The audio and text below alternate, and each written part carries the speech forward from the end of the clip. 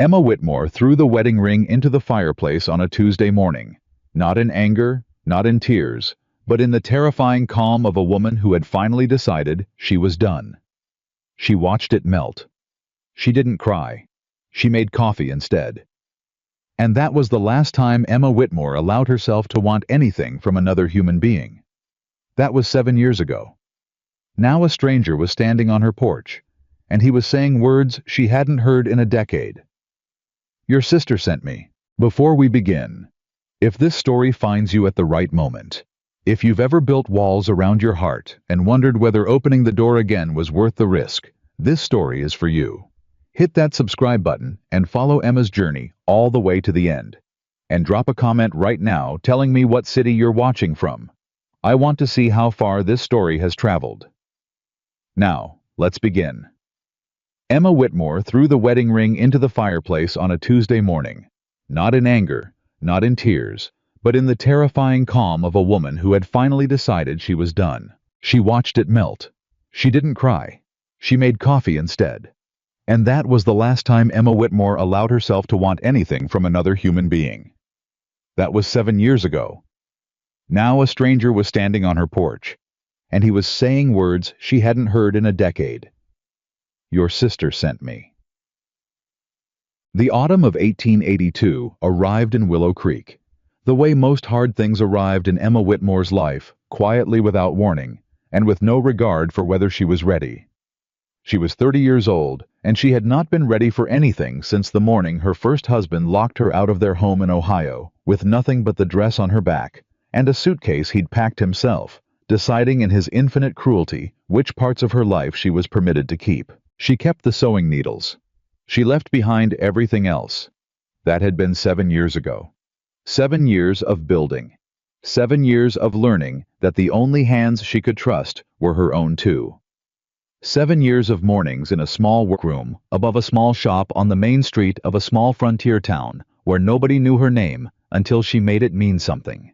Emma Whitmore's dress shop had become the finest establishment of its kind in all of Willow Creek, which was not saying a great deal because Willow Creek was itself a modest sort of place, a town that had grown up fast along a railroad line and never quite figured out what it wanted to be when it grew up.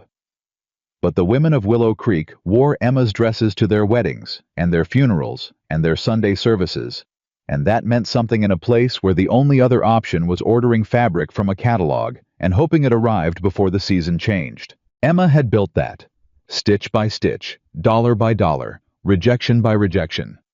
She had arrived with 43 cents. A broken heart she refused to examine, and a stubbornness that her late mother had always called her finest quality and her worst.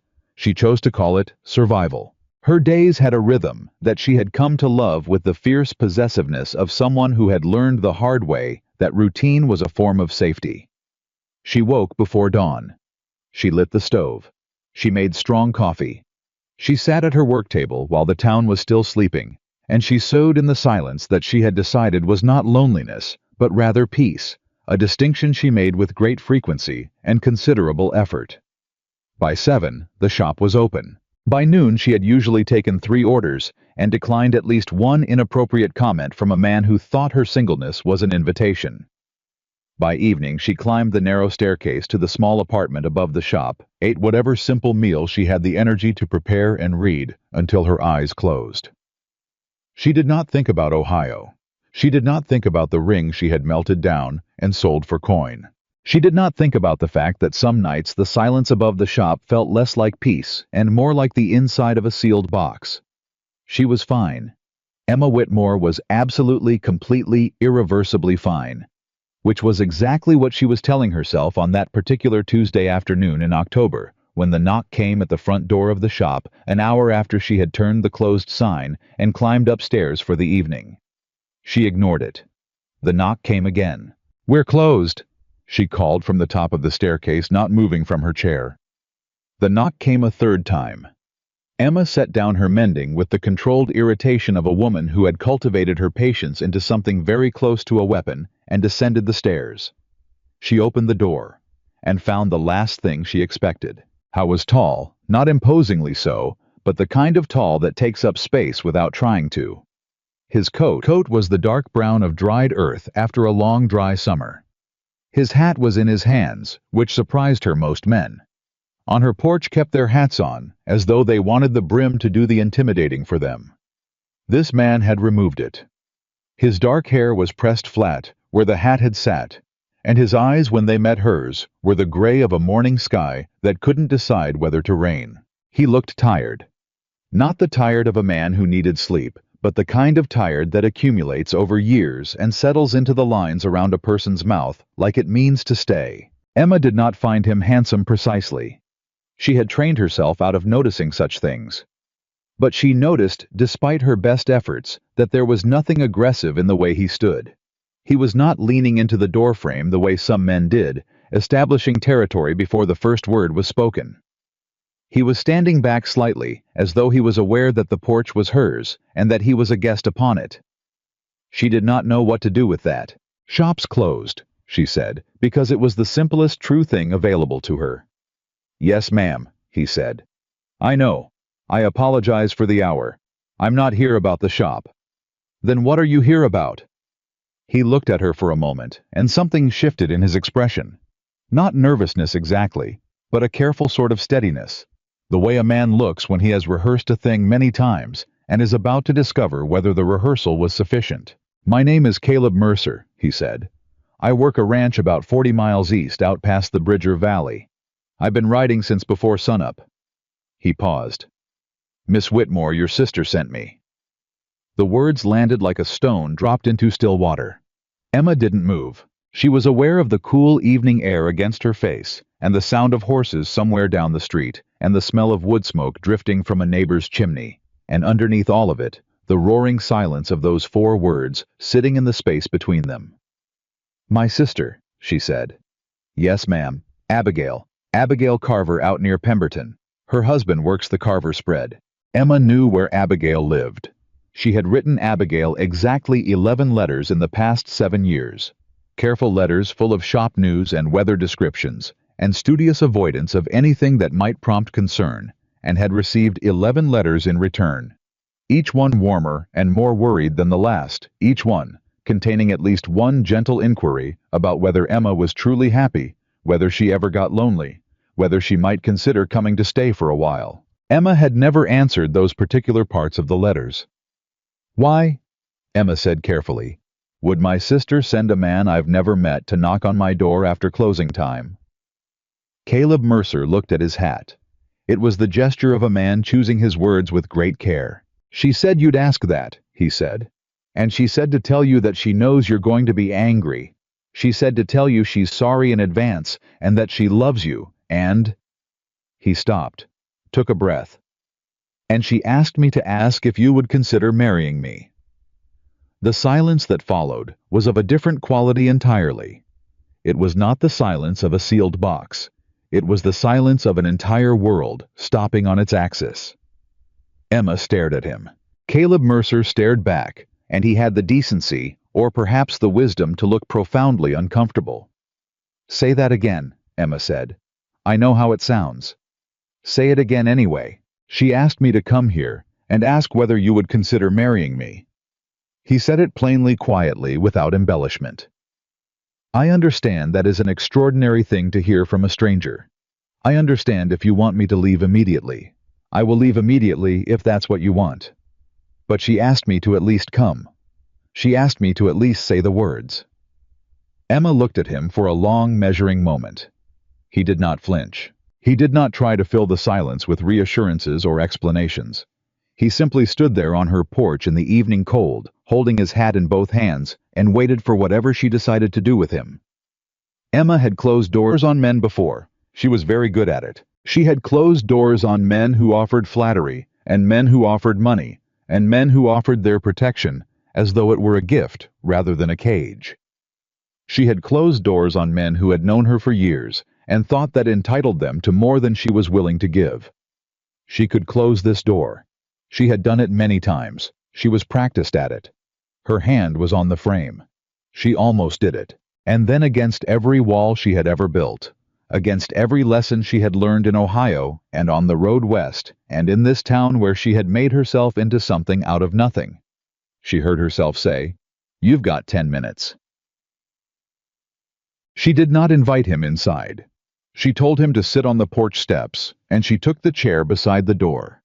Her chair, the one she brought out in the evenings when the weather permitted, and she wrapped her shawl more tightly around her shoulders and looked at him with the expression that Willow Creek had come to recognize as Emma Whitmore in her least forgiving mode. "Talk," she said. Caleb sat on the steps and turned his hat in his hands and talked. He had met Abigail 6 months earlier, he said, when a fence dispute brought him to the Carver property. Her husband Thomas had hired him for a few weeks of extra work, and in the way of small ranch communities, he had taken his meals at the family table and come to know them both.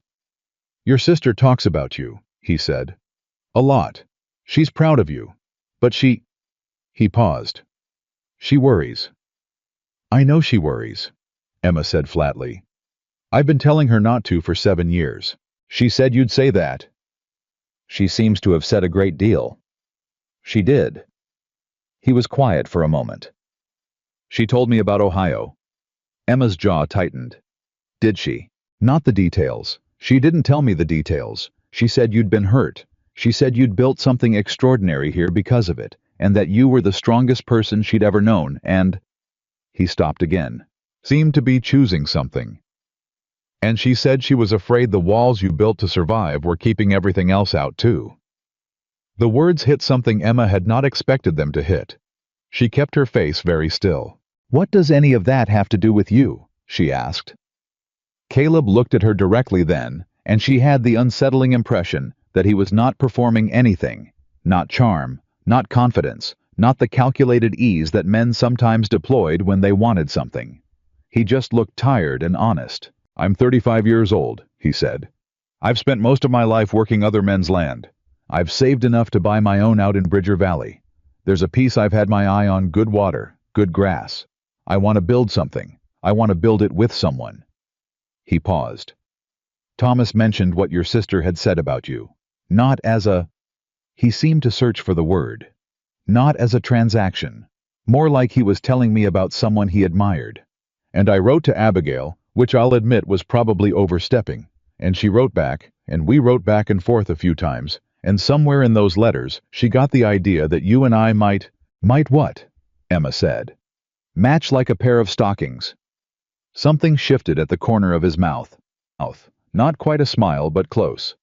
"She may have used that word," he admitted. "My sister," Emma said very evenly, "has been trying to find me a husband since I was 19 years old.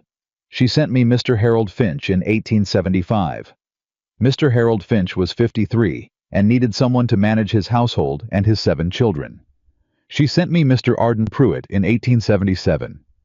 Mr. Arden Pruitt chewed tobacco and had opinions about how women should dress. She sent me Reverend Douglas Moore in 1879, who informed me within 10 minutes of meeting me that a woman of my temperament would benefit greatly from regular prayer and submission." Emma looked at Caleb Mercer steadily. "What makes you different from Mr. Harold Finch, Mr. Arden Pruitt, and Reverend Douglas Moore?" Caleb Mercer sat with that question for a moment. "I don't need anyone to manage my household," he said. "I don't have 7 children. I don't chew tobacco. And I don't—" He stopped. "I don't think there's anything wrong with your temperament." "High praise," Emma said. "I'm not here to give you high praise," he said.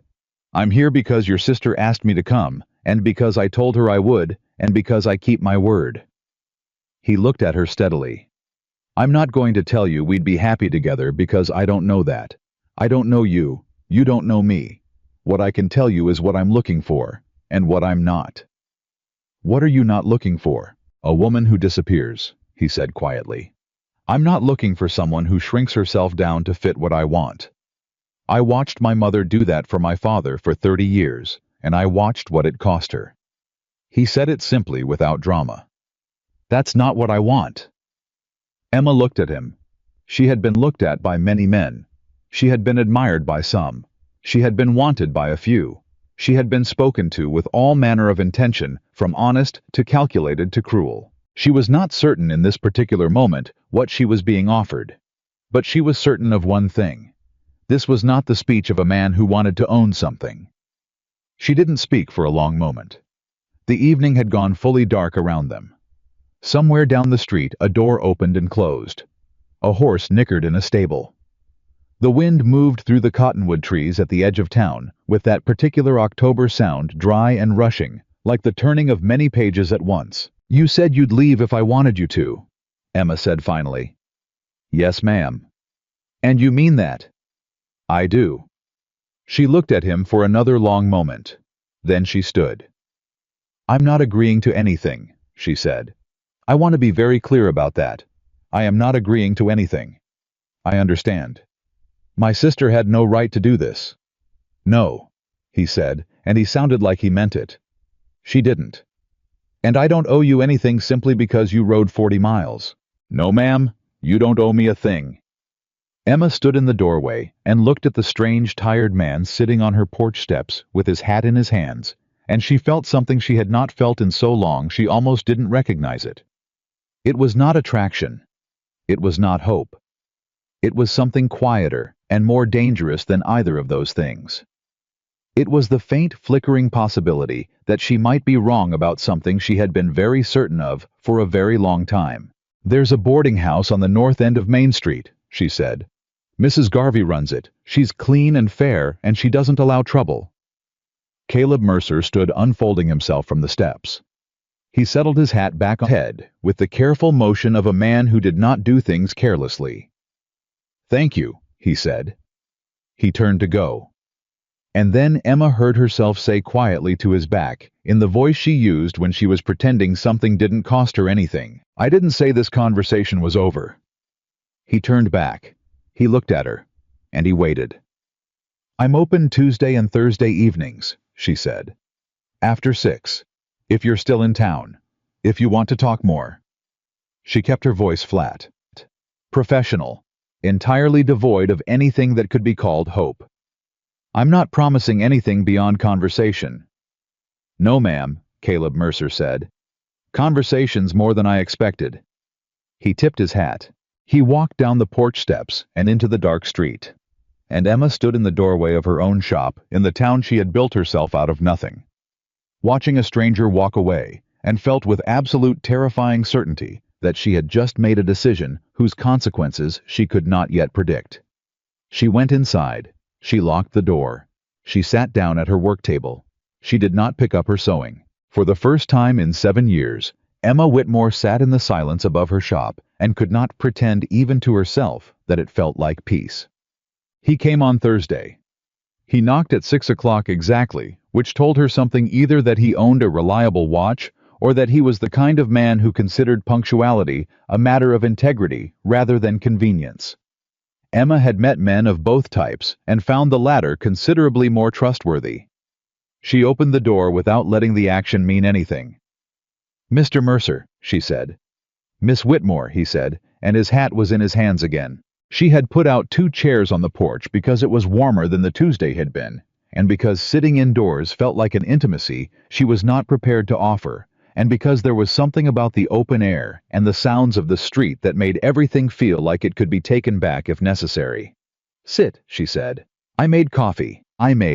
She hadn't meant to make coffee. She had meant to simply sit and conduct a conversation and send him away with some polite finality, because she had spent 2 days convincing herself that the Tuesday conversation had been a momentary lapse in judgment and not under any circumstances the beginning of something. But she had made coffee. She brought 2 cups and sat in her chair and watched him wrap both hands around the cup the way men did when they had spent too many mornings working in the cold. "How long have you been at the Granger Ranch?" she asked, because it was a neutral question, a practical question, the kind of question that didn't mean anything. 3 weeks now," he said. "Granger had some fence work and needed extra hands. I'm through the worst of it. And then I ride out to Bridger Valley and see about the land." "You said you'd had your eye on a piece." "Yes, ma'am. Been in contact with the man who holds it. He's willing to sell if the price is right. I've been saving a long time." Something in his voice changed slightly. Not pride exactly, but the particular quiet satisfaction of a man who has worked very hard for something and is close enough to touch it. "It's good land. Creek runs through the south end. Good grass on the north slope." "What do you know about running a ranch?" Emma asked. "Everything," he said simply. "I've spent 15 years learning on other men's operations. I know cattle and I know horses and I know what the land needs and what it doesn't. I know how to fix what breaks and when to ask for help fixing what I can't." He looked at her. "I'm not young, Miss Whitmore. I don't have illusions about what hard work looks like. I know exactly what I'm walking into." "Most men who say that don't," Emma said. "Most men who say that haven't done what I've done." He said it without arrogance, simply as fact. "I've worked through 3 droughts and a flood and 2 winters that killed cattle and 2 that killed men. I know what the West costs." Emma looked at him over the rim of her cup. "You're not afraid of it," she said. "No, ma'am." A pause. "Are you?" She considered the question. "I was," she said. "When I first came. I didn't know anyone here. I didn't know if the shop would work. I didn't know if I could make enough to eat through the first winter." She looked out at the street. "I was terrified every single day for 2 years." "What changed?" "It stopped failing," she said. "Once something stops failing, the fear becomes something else. It becomes—" She searched for the word. "Vigilance. You stop being afraid of the same things, and you start being afraid of different things." "What are you afraid of now?" he asked. It was a direct question. A surprisingly direct question. Emma glanced at him sharply, expecting she wasn't sure what. Calculation, perhaps. The strategic deployment of intimacy. But his face was just open. Curious. The way someone looks when they ask a question because they want to know the answer, rather than because they want to use it. "That's a personal question, Mr. Mercer," she said. "Yes, ma'am," he agreed. "You don't have to answer it." She almost didn't. "I'm afraid," she said very carefully, looking at the street rather than at him, "of building something and having it taken away." He was quiet for a moment. "The shop," he said. She didn't answer. Which was itself an answer. They sat in silence for a moment that should have been uncomfortable and somehow wasn't. "I'm not going to tell you I understand what you went through," Caleb said. "Abigail didn't tell me the details and I wouldn't—" He paused. "It's not my story to know unless you decide to tell it, but I understand what it is to build something with your own hands and have someone walk in and treat it like it's theirs." His voice had gone quieter. "I had a partner once, on a small operation out in Kansas. I put in 4 years and most of my savings. He sold the land out from under me while I was out driving cattle." He said it plainly, but Emma heard the long-healed scar underneath the plainness. "I had to start over." Emma looked at him then. "How old were you?" 27. "What did you do?" "I was angry for about a month," he said. "Then I got back to work." Something that might have been the ghost of a rueful smile. "Didn't have a lot of other options." Emma thought about herself at 27, standing outside a house that had once been hers, holding a suitcase and 43 cents, and the particular cold fury of a woman who has discovered she has been systematically deceived, and feeling underneath the fury something very close to relief, because at least now she knew. At least now she didn't have to wonder anymore. "People keep telling me I should have remarried," she said. "People tell you a lot of things I expect," Caleb said.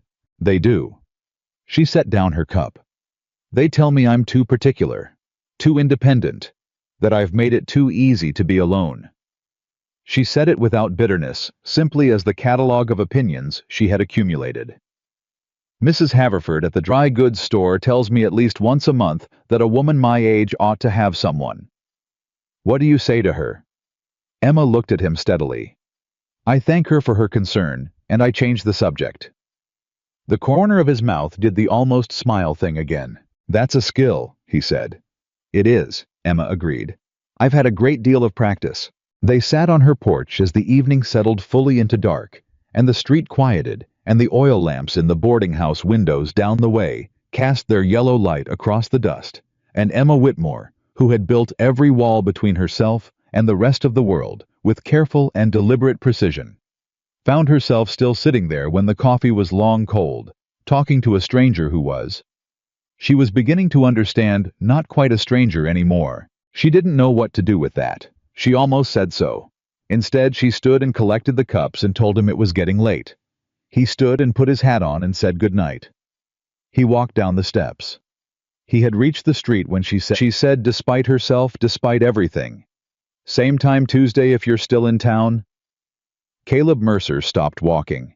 He turned back, and in the lamplight from her window, Emma could not read his expression precisely, but she had the impression it was something careful and genuine, and entirely without triumph. "Yes, ma'am," he said. "I'll be here." He walked away into the dark street, and Emma stood holding 2 cold coffee cups and understanding with a clarity she found more frightening than anything that had happened to her in years.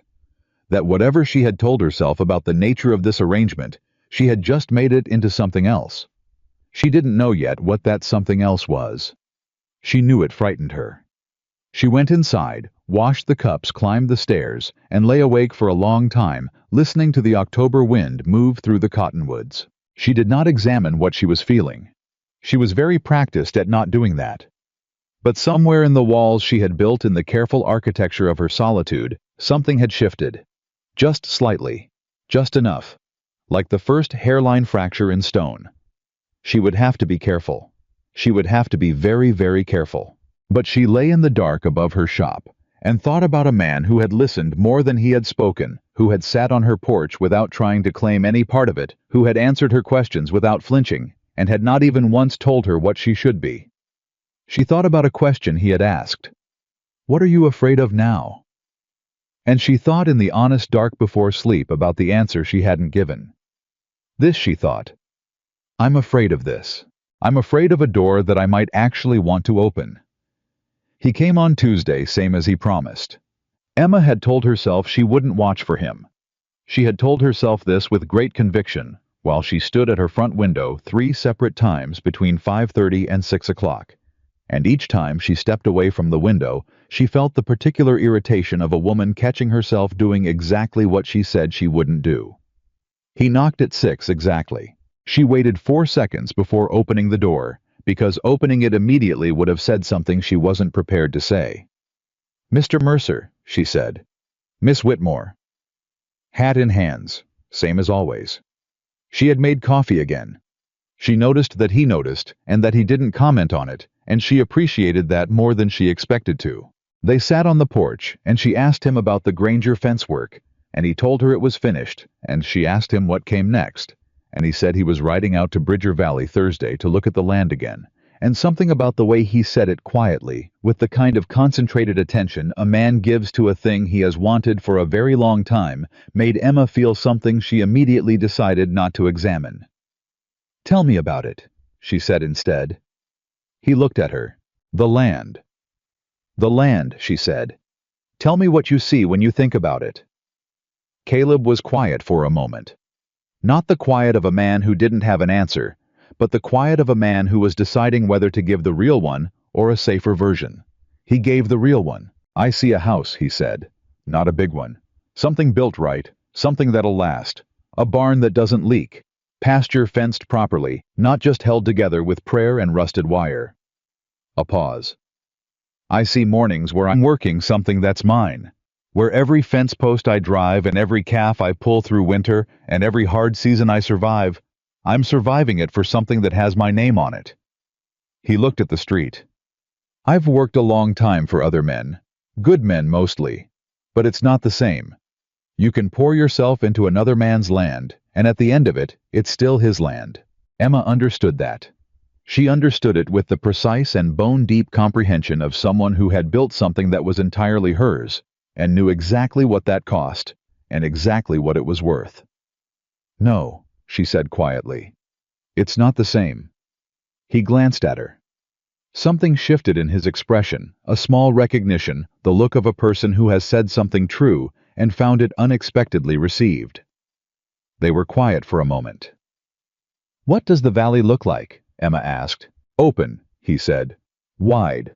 The creek cuts through the south end, and there's cottonwoods along it, and in the fall they go yellow all at once like someone lit them." He paused. "The north slope is grass, good grass, the kind that comes back after hard winters.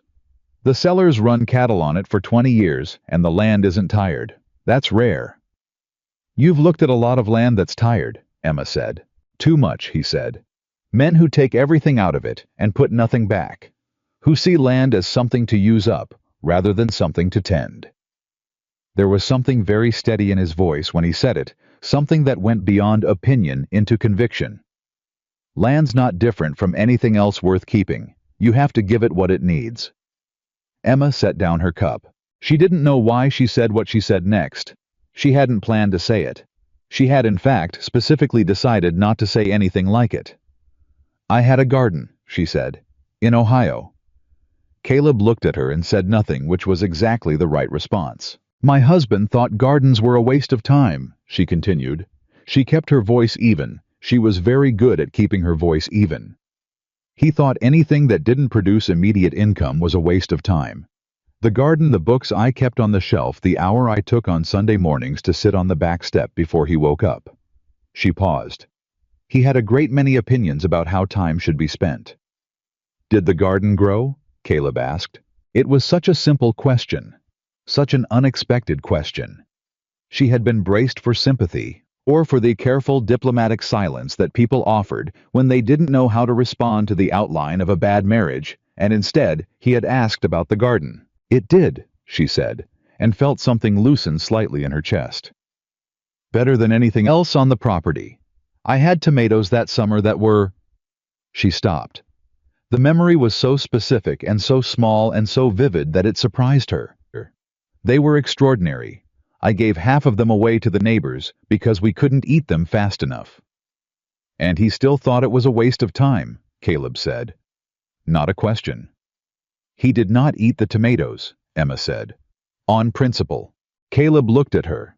And then, to Emma's considerable surprise, he laughed a short, genuine sound, not mocking, or performed just a real laugh at the real absurdity of a man refusing tomatoes on principle.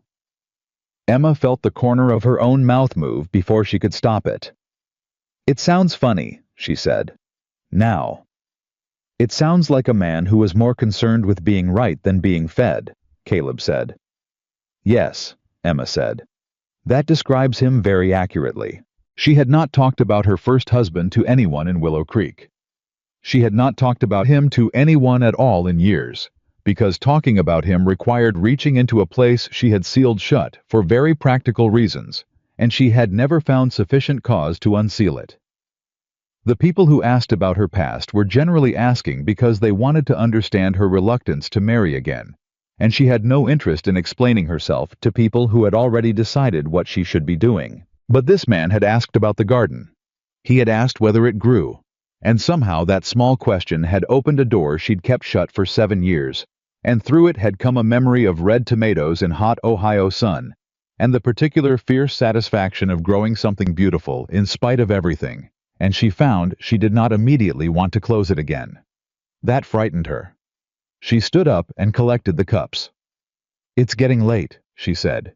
Caleb stood without protest, without negotiation, without the particular male maneuver of suddenly finding more things to say when a woman indicated the conversation was over.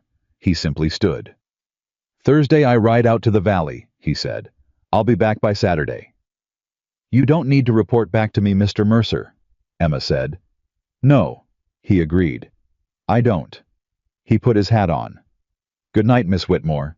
I was at the bottom of the steps when she said, despite everything for the second time in a week, I hope the land is everything you think it is. He stopped. He turned back, and the lamplight caught the lines of his face, and he looked at her with an expression she couldn't fully read, something between gratitude and surprise, and something else she didn't have a name for yet. Thank you, he said quietly. That means something. He walked away into the dark. Emma went inside and washed the cups and climbed the stairs and lay awake again, which was becoming a pattern she did not appreciate, and thought about tomatoes and tired land, and a man who laughed at the right moment and asked the right questions, and stood up without argument when she said it was time to go. She thought, this is how it starts. She thought, I know how this goes. She thought, I am not going to let this happen. And then she lay awake for another 2 hours, thinking about the specific yellow of cottonwood trees in a valley she had never seen. She was not in any danger of anything. She was absolutely certain of that. Caleb came back on Saturday, same as he said. He knocked, and she opened the door, and his face had something new in it, a brightness underneath the tired lines, something that had been lit from the inside since she'd last seen him. "It's everything," he said without preamble. Emma looked at him. "The land," he said. "It's everything I thought it was. The grass on the north slope, the creek. There's a bend in it, south side, where it pools up clean water. I've never seen water that clear so late in the season." He caught himself. Seemed to hear what he was doing, talking about land to a woman on her porch, like a man who had no filter between his excitement and his mouth. "I apologize," he said. "I don't mean to." "Don't apologize," Emma said, and surprised herself by meaning it. "Come in." She had not invited him inside before. She saw the moment he registered it, a small stillness, a careful lack of reaction, as though he was afraid that if he responded to the invitation with anything other than calm acceptance, she would take it back. He came in. He sat in the chair at the work table that she indicated, and she made tea, because the evening was cold and because making tea gave her something to do with her hands, while she recalibrated the terms of whatever this was. Her shop at night was a particular kind of place. The bolts of fabric lined up along the walls caught the lamplight in different ways. The silks held it glowing softly. The woolens absorbed it. The cotton in the middle distance was the ordinary warm brown of a practical life. Her work table was spread with a half-finished skirt for the mayor's wife pinned precisely the white chalk marks visible on the dark blue wool. Caleb looked around the shop with the same focused attention he'd given everything else. Not the distracted glance of a man waiting to talk about himself, but the genuine look of someone actually taking something in. "You built all of this," he said. "I did," Emma said from the small kitchen alcove at the back. "How long did it take?" "The shop 2 years before it turned a real profit. 3 before I stopped calculating every purchase against what it would cost me if the month came up short." She came back with 2 cups and set them down and sat across from him. "The first winter, I ate a great deal of beans." "I've had winters like that," he said. "I expect you have." She looked at him across the work table, across the half-finished skirt, and the chalk marks, and the accumulated evidence of 7 years of making herself into exactly what she needed to be, and felt the peculiar doubled vision of a woman who sees clearly both the danger of a thing and the pull of it simultaneously. "Tell me about the house," she said. "What you're planning." He did. How as a precise planner, she discovered. He talked about the house the way she talked about a complex dress in terms of structure and materials, and the logic of how one thing supported another. He'd been thinking about it for years, he said. He knew what he wanted the kitchen to face, and why. He knew what the barn needed to be able to hold. He knew where the water would run in a wet spring, and how to build so it ran away from the foundations rather than through them. And then he said something that made Emma set down her cup. "I was thinking about the south side of the house," he said. "The light's good there morning through midday. I was thinking a room on the south side with good windows." He paused, almost carefully. Good light for whatever someone might need it for. Work that needed good light. Emma looked at him very steadily. "Work," she said. "Yes, ma'am." "Like sewing," she said. Something moved through his expression, not quite a flinch, but close. "Like sewing," he said. "Or whatever else a person might need the light for." It was just a thought. Emma was quiet for a long moment. She was very practiced at seeing men's strategies. She had survived 7 years in a frontier town, partly by being very good at understanding what was underneath what men said. She had learned to read the calculation behind the courtesy, the ownership underneath the admiration. She looked at Caleb Mercer. She looked for the strategy. She looked for the moment where the room with good southern light became a trap. She couldn't find it, which frightened her more than finding it would have. "That's a considerable thing to plan," she said, "for a man who isn't sure what his future looks like." "I've always planned for the future I wanted," he said, "not the one I was guaranteed." "And what future do you want, Mr. Mercer?" He met her eyes. "One where I'm not alone," he said. "That's the honest answer. I've been alone a long time, and I'm good at it the same as you're good at it. But good at something and wanting to keep doing it aren't always the same thing." Emma said nothing. "I'm not asking you for anything tonight," he said. I'm not asking you for anything at all, except maybe the chance to keep having this conversation, that's all. Emma looked at the half-finished skirt on her table. At the precise chalk marks she'd made by hand, the careful lines that would become something beautiful and functional, and made to fit a specific person in a specific life. She thought about what it had cost her to make this shop into what it was. She thought about the tomatoes in Ohio growing beautifully in spite of everything. She thought about a room with good southern light. Same time Tuesday, she said. Caleb Mercer nodded very carefully, as though he knew that the careful thing was the right thing. Good night, Miss Whitmore, he said. Good night, Mr. Mercer. He left. Emma sat alone at her work table for a long time after, in the lamplight with the half-finished skirt and the chalk marks and the bolts of fabric watching her from the walls.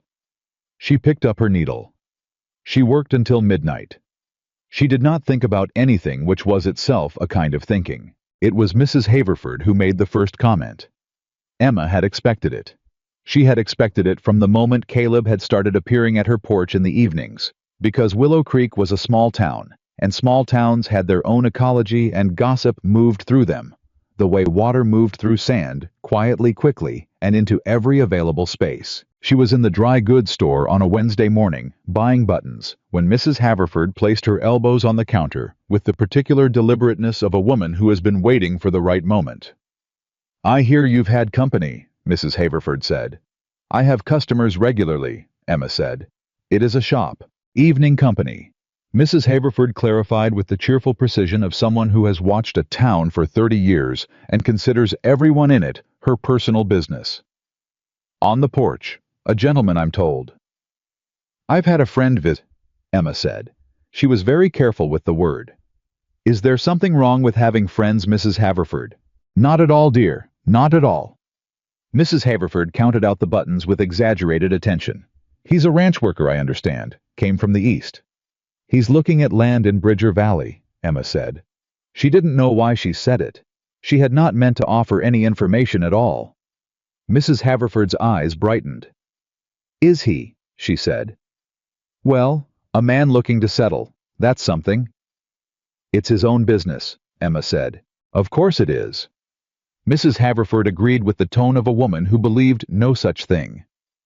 You know, Emma, I've said for years that you work too hard. I work appropriately, Emma said.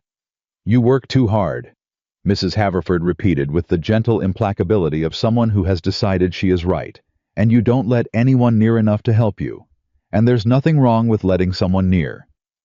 Emma took her buttons and her change and left the store.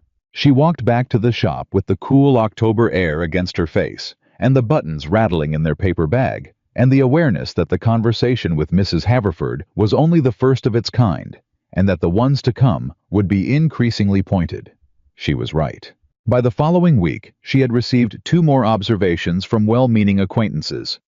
One pointed comment from Ruth Harker at the millinery, who had never forgiven Emma for declining to join the ladies' social committee, and used every available opportunity to suggest that Emma's independence was a form of pride rather than practicality, and a letter from her sister Abigail that arrived on Thursday afternoon, and which Emma almost put away unread. She didn't. She stood at her work table and opened it. My dear Emma, Abigail had written in the rounded, careful script she'd had since childhood. I am torturing myself with wondering whether I did the right thing. Caleb is a good man. I believe that absolutely, but I know you, and I know that what you will never forgive is someone making a choice that belongs to you. I should have asked. I know I should have asked. The truth is, I was afraid you'd say no without thinking about it, and I couldn't bear that. Not because I think you need a husband you've proven 100 times over that you don't need anyone, but because I see in your letters between all the words about fabrics and orders and weather how quiet your life has become. Not peaceful. Quiet. There is a difference, and I think you know it. I love you. I'm sorry. Whatever you decide, I'm on your side. Always. Emma read it twice. She folded it very precisely and put it in the drawer of her work table, the drawer where she kept things she wasn't ready to throw away and wasn't ready to look at. She stood for a moment with her hand on the drawer. Abigail knew her. Abigail had always known her. They had grown up together. The Whitmore sisters, Emma, older and louder and more stubborn. Abigail, younger and quieter, and in possession of the particular intelligence that presents itself as patience. Abigail had written quiet in the letter, not lonely. And Emma noticed that, and hated that she noticed it, because it suggested her sister had chosen the word deliberately, which meant her sister understood something that Emma was still insisting wasn't true. She went back to work.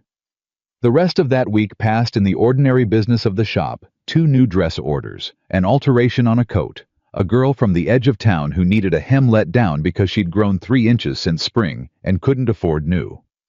Emma fitted the girl and let out the hem and charged her half what she usually would and told her it was a standing discount for growing young women, which she invented on the spot and which made the girl go pink with relief. She was good at her work. She knew she was good at it. It was one of the things she had allowed herself to be certain of in the years of not being certain of very much. Tuesday came around and Caleb knocked at 6, and she opened the door, and this time she said without preamble, "My sister sent me a letter." He looked at her. "Apologizing," Emma said. "She said she should have asked before sending you." "She should have," Caleb said. "She also said she was afraid I'd say no without thinking about it." Something careful moved through his expression. "Would you have?" he asked. Emma looked at him for a moment. "Yes," she said, immediately and without hesitation. "And now?" She stepped back from the door. "Come in," she said. "It's cold." He came in. They sat at the work table again, and she made tea again, and this time the conversation moved differently, less careful, less measured, less like 2 people deciding whether to trust each other, and more like 2 people who had already somewhere in the past few weeks, without fully acknowledging it, made that decision. He told her about a winter in Wyoming. He'd nearly not survived a blizzard that came in 3 days before anyone expected it, and how he and 2 other hands had sheltered in a line shack for 9 days on half rations and not gone out until the storm cleared. He told it matter-of-factly, the way you tell a story when you've made your peace with the fear that was in it. And Emma listened and thought about what it meant to have made your peace with fear, and whether she had, and about which of her fears she was still carrying around as though they were current when they were really just memories of a danger that had already passed. "Were you scared?" she asked. "Terrified," he said immediately, without the defensive deflection that most men offered when asked that kind of question. "On the 3rd day I was genuinely not sure we were going to get out." "What did you do?" "Kept moving," he said. "You can't stop moving in cold like that. You keep moving, and you keep thinking, and you don't let yourself believe it's over until the storm breaks." He looked at his cup. "The storm always breaks."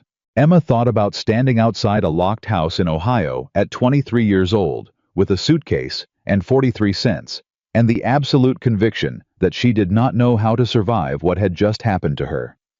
The storm always breaks. She hadn't thought of it in those terms before.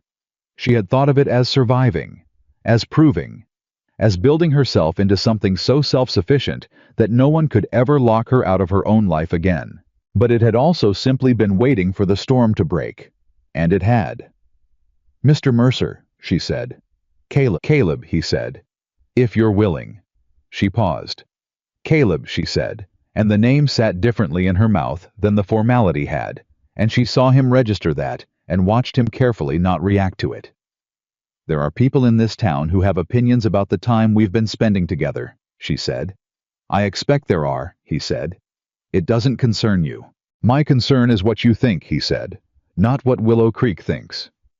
"What I think," Emma said, "is that I am not prepared to be someone's object of charity or someone's social project, and if that's what this is—" "It's not," he said. "Let me finish." He stopped.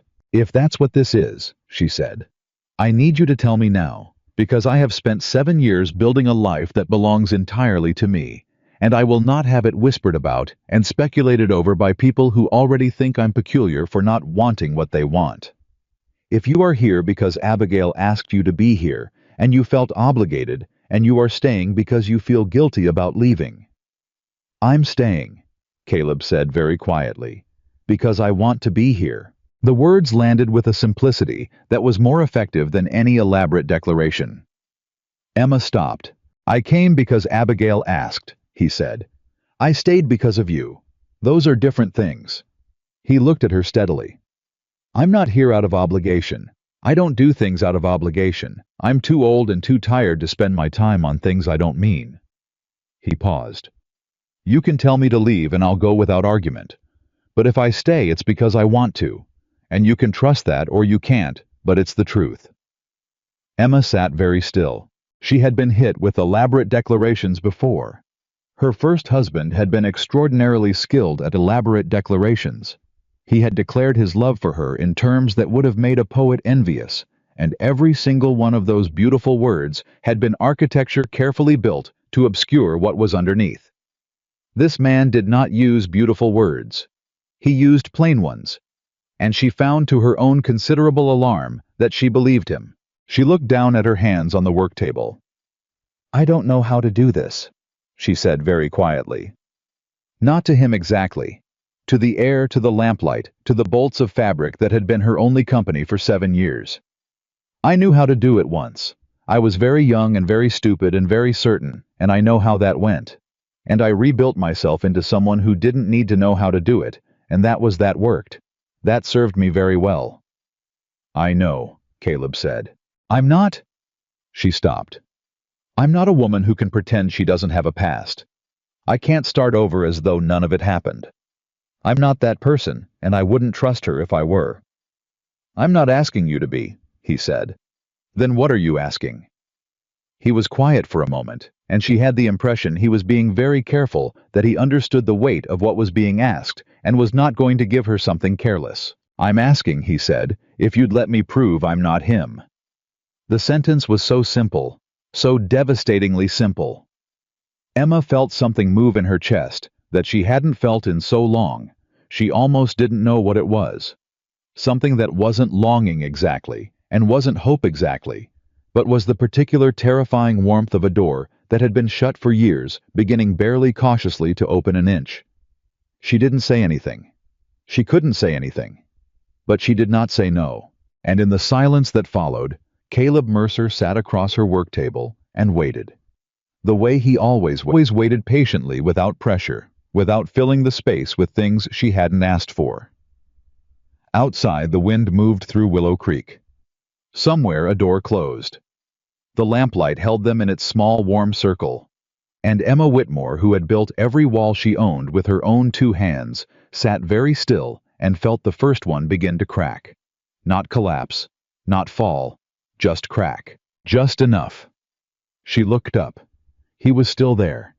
He met her eyes and said nothing at all, and it was the nothing, the steady, unhurried, unclaiming nothing, that finally made her say, in a voice that was quieter than she intended, "I need more time." "You can have it," he said immediately. "All of it. I'm not promising anything. I know. This might go nowhere. I know that too."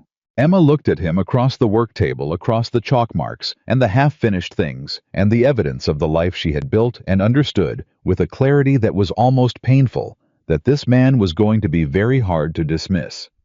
Not because he was charming, not because he was handsome, but because he kept showing up with his hat in his hands, and he kept answering her honestly, and he kept sitting down without claiming any part of the space, and somehow, in the accumulation of those simple things, he had become the most dangerous kind of person. The kind it was possible to trust. "Same time Thursday," she said. It was not a concession. It was not a surrender. It was just a woman who had been very alone for a very long time, choosing with great caution and no guarantees, and both eyes fully open to leave the door open a crack. Caleb Mercer stood and put on his hat and said good night. He walked out into the dark.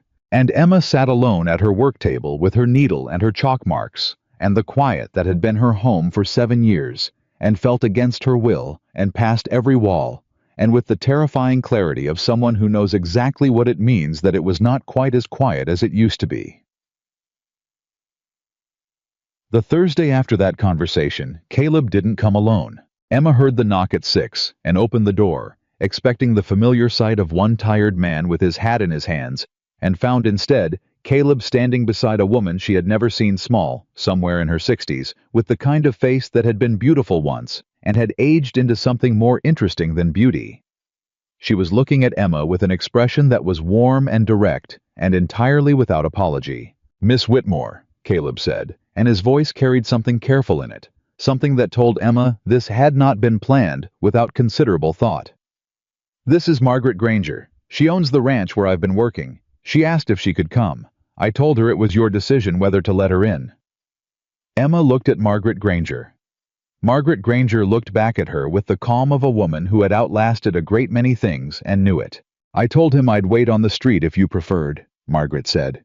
"I'm not here to impose. I heard about you from my husband for 3 years before I met you, and I wanted to see for myself what kind of woman builds a dress shop from 43 cents in a bad marriage." She paused. "He talks about you, you know. Caleb does. More than he thinks he does." Emma looked at Caleb. Caleb had the expression of a man who was sincerely regretting certain life choices. Emma stepped back from the door. "Come in," she said. "Both of you." She made coffee. She made it stronger than usual because she had the feeling she was going to need it, and she set out 3 cups at the work table and sat down and looked at Margaret Granger, who had settled herself into a chair with the ease of a woman completely comfortable in rooms that weren't hers. "What did you want to see?" Emma asked. "Whether you were afraid of him," Margaret said. Emma blinked. "I beg your pardon." "Caleb's a good man," Margaret said without preamble, without decoration. "I've known him 4 years. I know what he's made of. What I wanted to see was whether you were going to let that matter, or whether you were going to keep him at arm's length until he gave up and left." She picked up her coffee cup. "I've seen it before. Good men and women who've been hurt so badly they can't recognize good when it's standing on their porch." Emma felt something sharp move through her. Not offense exactly, but the particular sting of hearing something uncomfortably accurate said, without any attempt to soften it. "Mrs. Granger," she said very evenly, "I don't believe we know each other well enough for that kind of observation." "No," Margaret agreed pleasantly. "We don't. That's why I'm making it now before we spend 6 months being polite and I lose the chance." She set down her cup. "I'm not saying you owe this man anything. I'm not saying you should do anything you don't want to do. I'm saying that watching you from across a table, you don't look afraid of him." She paused. "You look afraid of yourself." The silence that followed was the loudest Emma had heard in a long time. Caleb, she noticed, was looking at the wall, studiously, with the focused attention of a man pretending he was elsewhere. Emma looked at Margaret Granger, who looked back at her without flinching, without apology, with the absolute steadiness of a woman who had decided honesty was worth the risk. Emma thought about 7 years of mornings alone above the shop. She thought about letters from Abigail with careful worried words between the lines. She thought about the drawer in her work table where she kept things she wasn't ready to look at, and about the crack in the wall she'd felt 2 weeks ago, and about the fact that she had since that evening been increasingly failing to pretend the crack wasn't there. "That's a very direct thing to say," Emma said. "I'm a very direct woman," Margaret said. "We're in short supply out here, and I don't apologize for it." Something pulled at the corner of Emma's mouth before she could stop it. "No," she said. "I don't suppose you do." They sat at the work table for 2 hours that night, the 3 of them.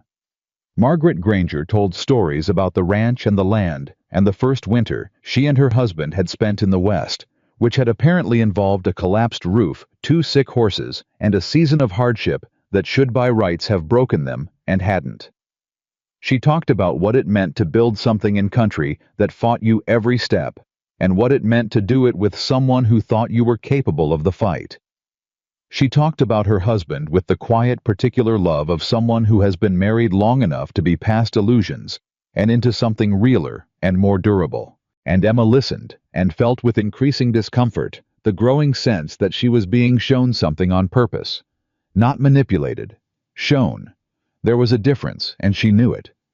When Margaret left standing and pulling on her coat with the brisk efficiency of a woman who never lingered past her welcome, she paused at the door and looked back at Emma. "He planned the South Room before he ever heard your name," she said. "He told me about it in June, 4 months before Abigail wrote to us about you. He'd been planning it for years." She held Emma's gaze. "I thought you should know that." She left. Emma stood in the doorway of her shop and listened to the sound of Margaret Granger's footsteps fading down the street, and then turned to look at Caleb, who was still sitting at the work table looking at the wall. "You knew she was going to say that," Emma said. "I did not know she was going to say any of that," Caleb said with great feeling. "Margaret does what Margaret does, and I have learned not to make predictions." "The South Room," Emma said. He looked at her then. "I told you," he said. "I planned for the future I wanted, not the one I was guaranteed.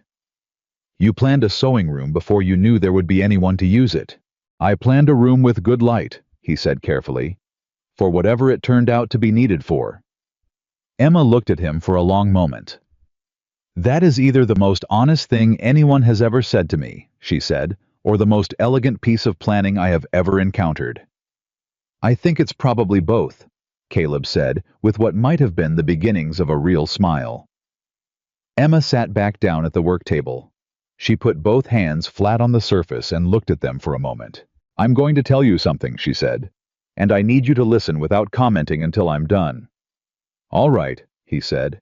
She told him about Ohio. Not everything. She was not ready for everything, and she suspected she would never be entirely ready for everything. Because some things don't need to be excavated from where they've settled, they need to be left there where they've stopped hurting. But she told him the shape of it. She told him about a man who had charmed her when she was 22 and married her at 23, and spent the next 3 years systematically dismantling her, not loudly, not violently, but with the quiet, methodical patience of someone who understands that the most effective kind of control is the kind that makes you doubt yourself before you think to doubt them. She told him about the garden. She told him about being locked out. She told him about 43 cents and a worn suitcase, and the road west that she'd taken not because she knew where she was going, but because she could not stay where she was, and about arriving in Willow Creek on a Tuesday morning in March, when the town was half frozen and half awake, and not even fully a town yet, and about walking into the space that would become her shop, and standing in the empty cold room, and deciding with the absolute ferocity of someone who has run out of other options that this was going to become something. She told him all of that. She told it plainly, without self-pity, without drama, in the even voice she had developed for talking about hard things. She told it the way you tell a thing when you've survived it long enough to see the whole shape of it. And Caleb sat across the work table from her and listened, and he did not say a word until she was done. And when she was done, he sat for a moment in the kind of silence that is not empty but full of the weight of what he'd been given, and the understanding of what it cost to give it. Then he said, "Thank you for telling me. Not I'm sorry. Not that must have been terrible. Not the careful diplomatic expressions that people offered when they didn't know what to do with someone else's pain. Just thank you for telling me." Emma looked at him. "That's all you're going to say," she said. "No," he said. "I'm going to say that whoever he was wrong. Not just about you. He was wrong about what a person is for." He said it very quietly. "People are not for managing. They're not—" He stopped, seemed to be finding the right words. "They're not projects. You don't take someone with a garden and a shelf of books and an hour of Sunday morning peace and decide those things need to be controlled. You just don't." Emma said nothing.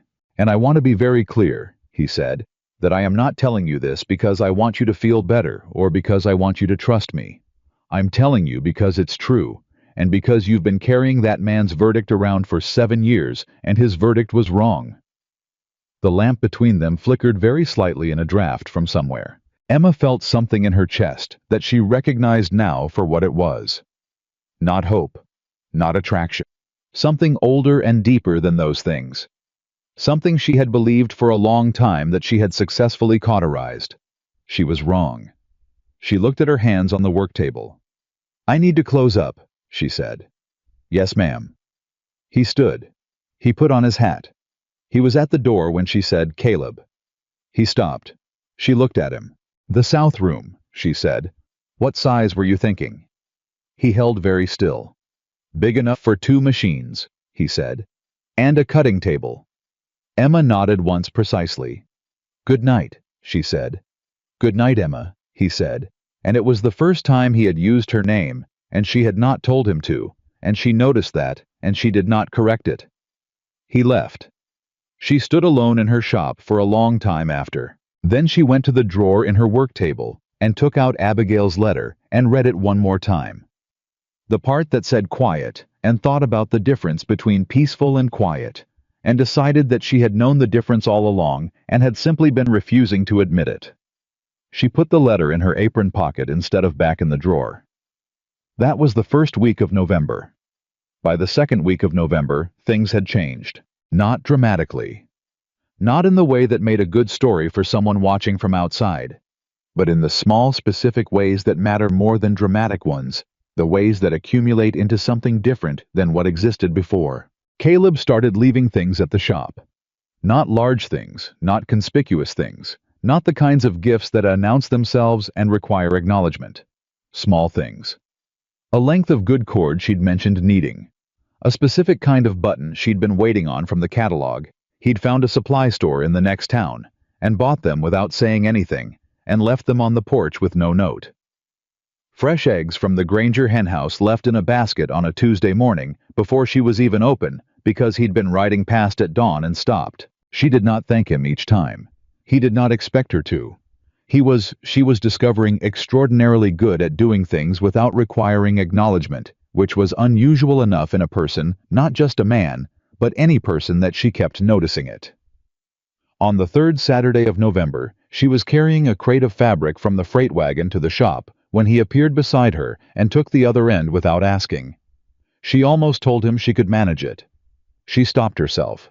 She looked at his hands on the crate and thought, "This is not a man trying to take something from me. This is a man carrying a box."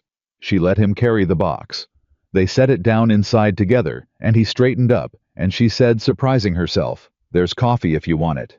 He sat at the work table while she sorted fabric and they talked. Not about the future, not about Ohio, not about anything that required navigation. They talked about the town, about the wagon road north that had been in poor repair since spring, about a family new to Willow Creek who'd come from Kansas and needed a lot of practical information about the winters here. Emma had made the mother a coat reduced price she'd need it, and Caleb had helped the father figure out what the barn needed before the cold set in hard. It was domestic, the conversation, small and ordinary and real. Emma noticed halfway through that she was not monitoring his words for danger. She was just talking. She could not remember the last time she had just talked. It was Mrs. Ruth Harker who broke the peace. Emma should have expected it. Ruth Harker had been building towards something for weeks. Emma had seen it in the way the woman's eyes followed her at church in the pointed silences. When Emma walked past the millinery, in the way she arranged her face into expressions of concern, so elaborate they could only mean one thing. It happened on a Wednesday morning outside the general store, in front of 4 other women and one man who had the misfortune of walking by at the wrong moment. "Emma," Ruth said in the voice she used for announcements she dressed up as conversation. "I wanted to say, and I say this as someone who has always been concerned for you, I think it's wonderful that you've found company. Though of course some people are wondering." Emma stopped walking. She knew she should keep walking. She stopped anyway. "Wondering what, Ruth?" she said. "Well?" Ruth adjusted her expression into one of exquisite delicacy. "A woman alone running a business, and now spending so much time with a man nobody in this town really knows. A ranch worker. It's just people wonder what kind of arrangement." "Ruth," Emma said. Ruth stopped. "I'm going to stop you right there," Emma said. Her voice was very even. She had long ago learned that the most effective way to say a hard thing was to say it quietly. "I'm not going to discuss what kind of arrangement I do or do not have with anyone, because it is no one's business but mine. What I will say is this: if you have something specific to say it plainly, and I'll respond plainly. But if what you're doing is implying something in language careful enough that you can deny it later, I am not going to stand here and pretend I don't understand what you're doing." Ruth Harker's face went through several expressions in rapid succession. One of the other women, Clara Booth, who ran the laundry, and who Emma had always quietly respected, made a sound that might have been a suppressed laugh. "I only meant," Ruth began. "I know what you meant," Emma said. "Good morning, Ruth." She walked away. She kept her pace even and her chin up, and she did not look back, and she did not let the shaking in her hands show until she was inside the shop with the door closed behind her and no one watching.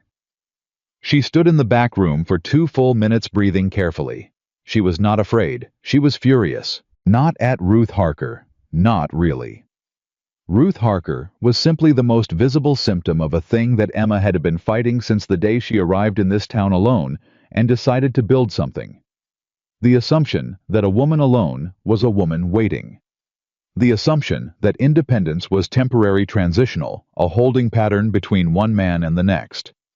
The assumption that whatever she was doing with her time and her money and her extraordinary competence was fine as a stopgap, but couldn't possibly be a destination. She was still standing there when the knock came at the back door. She opened it without thinking. Caleb stood there hat in hand with the look of a man who had heard something he hadn't been meant to hear. "How much of that did you see?" Emma asked. "Enough," he said. "And?" He looked at her for a moment. "And I think you handled it better than I would have," he said. Something released in her chest. "I'm not asking you to defend me," she said automatically, because it was what she always said when people offered to defend her. "I know you're not," he said. "I'm not here to defend you. I'm here because I was walking past and I saw and I wanted to make sure." He stopped, seemed to choose again. "I wanted to make sure you were all right." She looked at him. "I'm angry," she said. "That's all right," he said. "I'm angry at Ruth Harker, and I'm angry at the assumption, and I'm angry that 7 years of building something real and solid and mine has somehow still not been sufficient to make people stop treating me like I'm waiting to be completed by someone else." "That's all right too," he said. He said it simply without trying to fix it or redirect it or suggest that maybe she was being slightly unreasonable the way people sometimes did when a woman's anger made them uncomfortable. He just let her be angry. He stood in the doorway of her back room and let her be angry and said it was all right and waited. She looked at him. She thought, "I have never in my life had someone stand there and just let me be angry." She thought, "What do I do with a person like this?" "Come in," she said. "I'll make coffee." He came in. They sat together in the back room while the town went on its business outside, and she was still angry. But it was the kind of anger that had somewhere to go now that wasn't sealed inside her, and she felt it move through her and settle and become something smaller and more manageable. "She's not the only one who thinks it," Emma said. "About the arrangement." "I know," Caleb said. "It doesn't bother you that people are talking." He thought about that honestly, which she appreciated. "What bothers me," he said, "is that they're talking about you, about your reputation and your choices and your right to do what you want with your own time. That bothers me considerably." He looked at her. "What they say about me is their business, and I don't much care." Ruth Harker implied. "Ruth Harker can imply whatever she wants," Caleb said very mildly. "My conscience is clear, and so is yours, and that is the only accounting that matters." Emma looked at him. "You believe that," she said, not a question. "I do," he said, "completely." She sat with that for a moment. "Most men would want to—" She stopped, started again. "Most men in your position would want to formalize things, to have an answer to give people." Caleb was quiet for a moment. "I want what you're willing to give," he said. "I'm not going to push for more, because it would make a better answer for Ruth Harker." Emma set down her cup. She stood up. She walked to the small window in the back room and looked out at the alley and the back of the buildings across it, the ordinary, unremarkable back face of a frontier town going about its day. She thought about the conversation she'd had with herself every night for the past 3 weeks. The one where she explained with great patience and clarity all the reasons that this was a bad idea. The cost of trusting again. The efficiency of the life she'd built. The foolishness of wanting something she'd already proven she didn't need. She was so tired of that conversation. She was so tired of being right about things that made her feel like she was living inside a very well-constructed box. She turned around. "I want to see the land," she said. Caleb looked at her. "The Bridger Valley land," she said. "I want to see it." He was very still. "Emma," I'm not promising anything, she said immediately. I want to be very clear. This is not a promise of anything. I would like to see the land you've been talking about, as someone interested in land, in general. The corner of his mouth did the thing she had come to look for without admitting it. In general, he said. Yes. I could take you Saturday, he said. If the weather holds. If the weather holds, she said. He nodded. He stood and put his hat on and looked at her with the expression she had come to associate with the moments when something shifted that careful, genuine, entirely untriumphant look. Saturday, then, he said. Saturday, she agreed. He left. Emma stood alone in the back room of her shop and pressed her hands against the work table and breathed in and breathed out and told herself very firmly that this was simply a practical matter of inspecting land and did not mean anything beyond that. She almost believed it. The week before Saturday was the longest of Emma's recent memory, which she resented because a long week implied anticipation, and she had specifically decided not to be anticipating anything. She was anticipating everything. She took 2 new dress orders and finished the mayor's wife's skirt and let out another hem for the girl from the edge of town who was apparently still growing, and all of it was fine and real and exactly what her life was, and she managed in the course of all that ordinary work to think about Saturday with the frequency and intensity of a woman who was absolutely not thinking about Saturday. On Friday afternoon, Margaret Granger came into the shop alone. Emma looked at her across the counter. He doesn't know I'm here, Margaret said immediately. I want that clear. What do you want, Mrs. Granger? Emma said. I want to tell you one thing, Margaret said, and then I'll buy some ribbon and go. Emma waited. 23 years ago, Margaret said.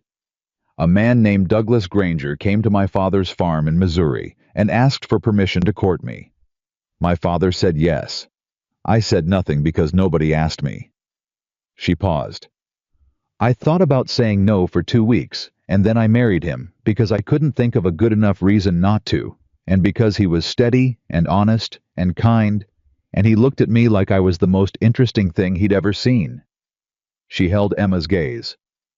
That was the best decision I ever made. Not because I knew it would work out. I didn't know that. I decided because I was tired of being afraid of a good thing just because I'd seen bad ones. Emma said nothing. Margaret put a coin on the counter.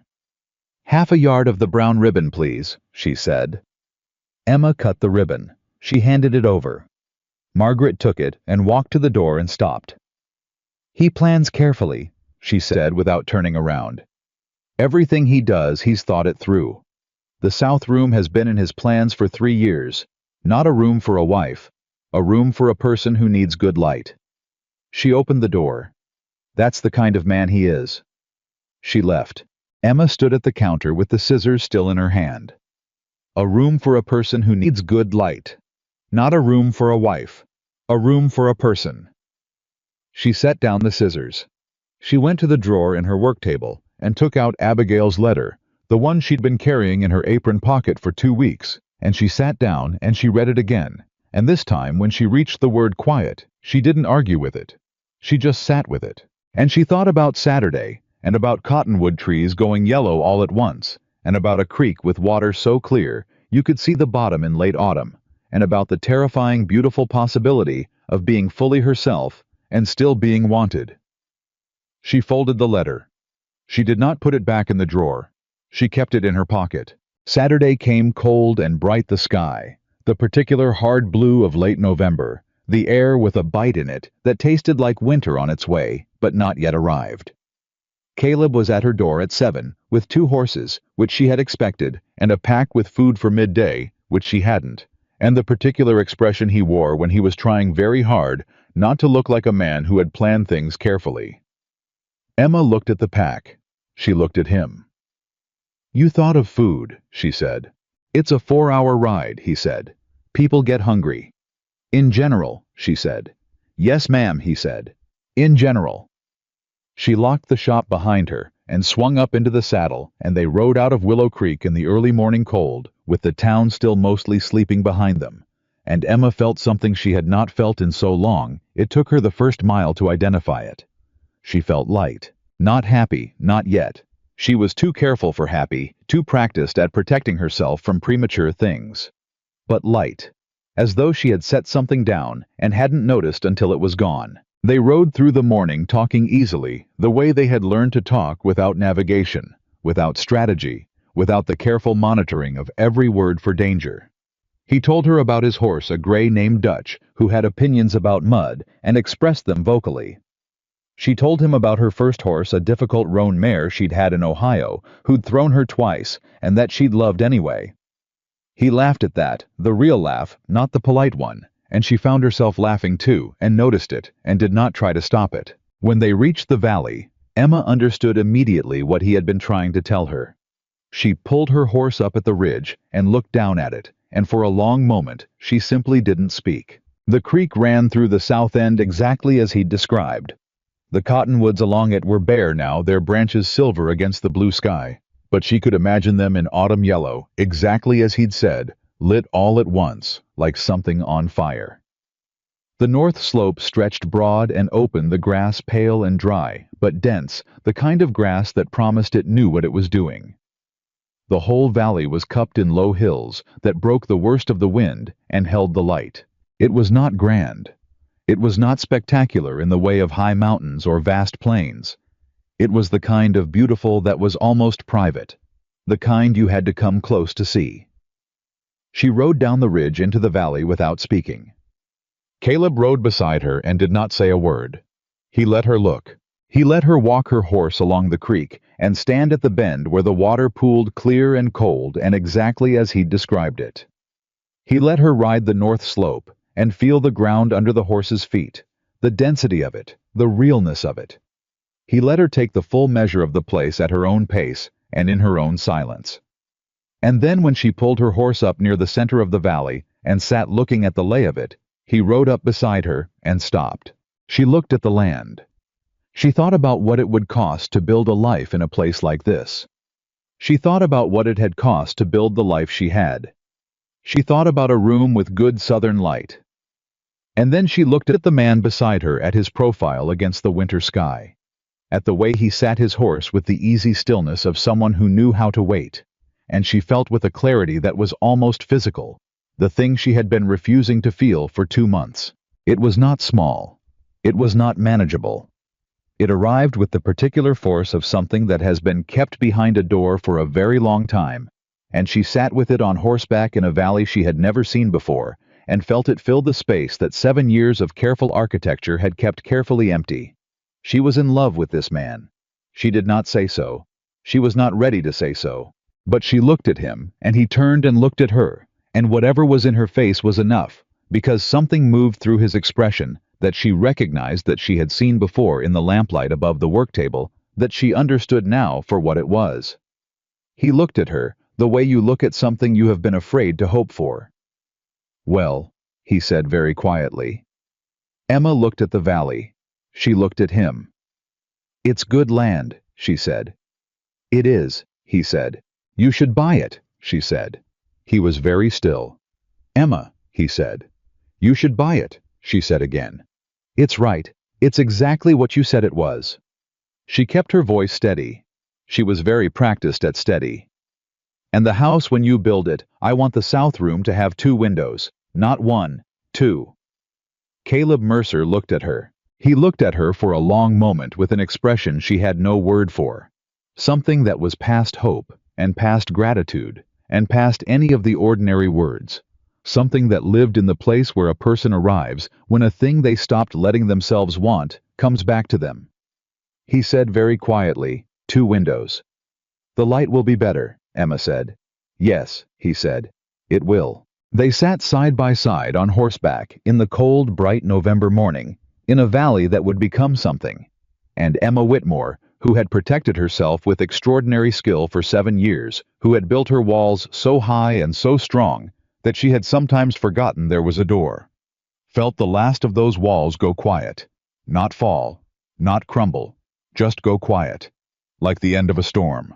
Like the particular silence that comes after something that has been loud for a very long time finally stops. She breathed it in. The cold air and the smell of dry grass and the sound of the creek running south. She was still herself. She was entirely, completely, irreversibly herself. And she was here. They rode back to Willow Creek in the afternoon light, and Emma did not speak much, and Caleb did not push her to. That was one of the things she had come to rely on without fully acknowledging it, his absolute ease with silence. He did not treat quiet as a problem to be solved.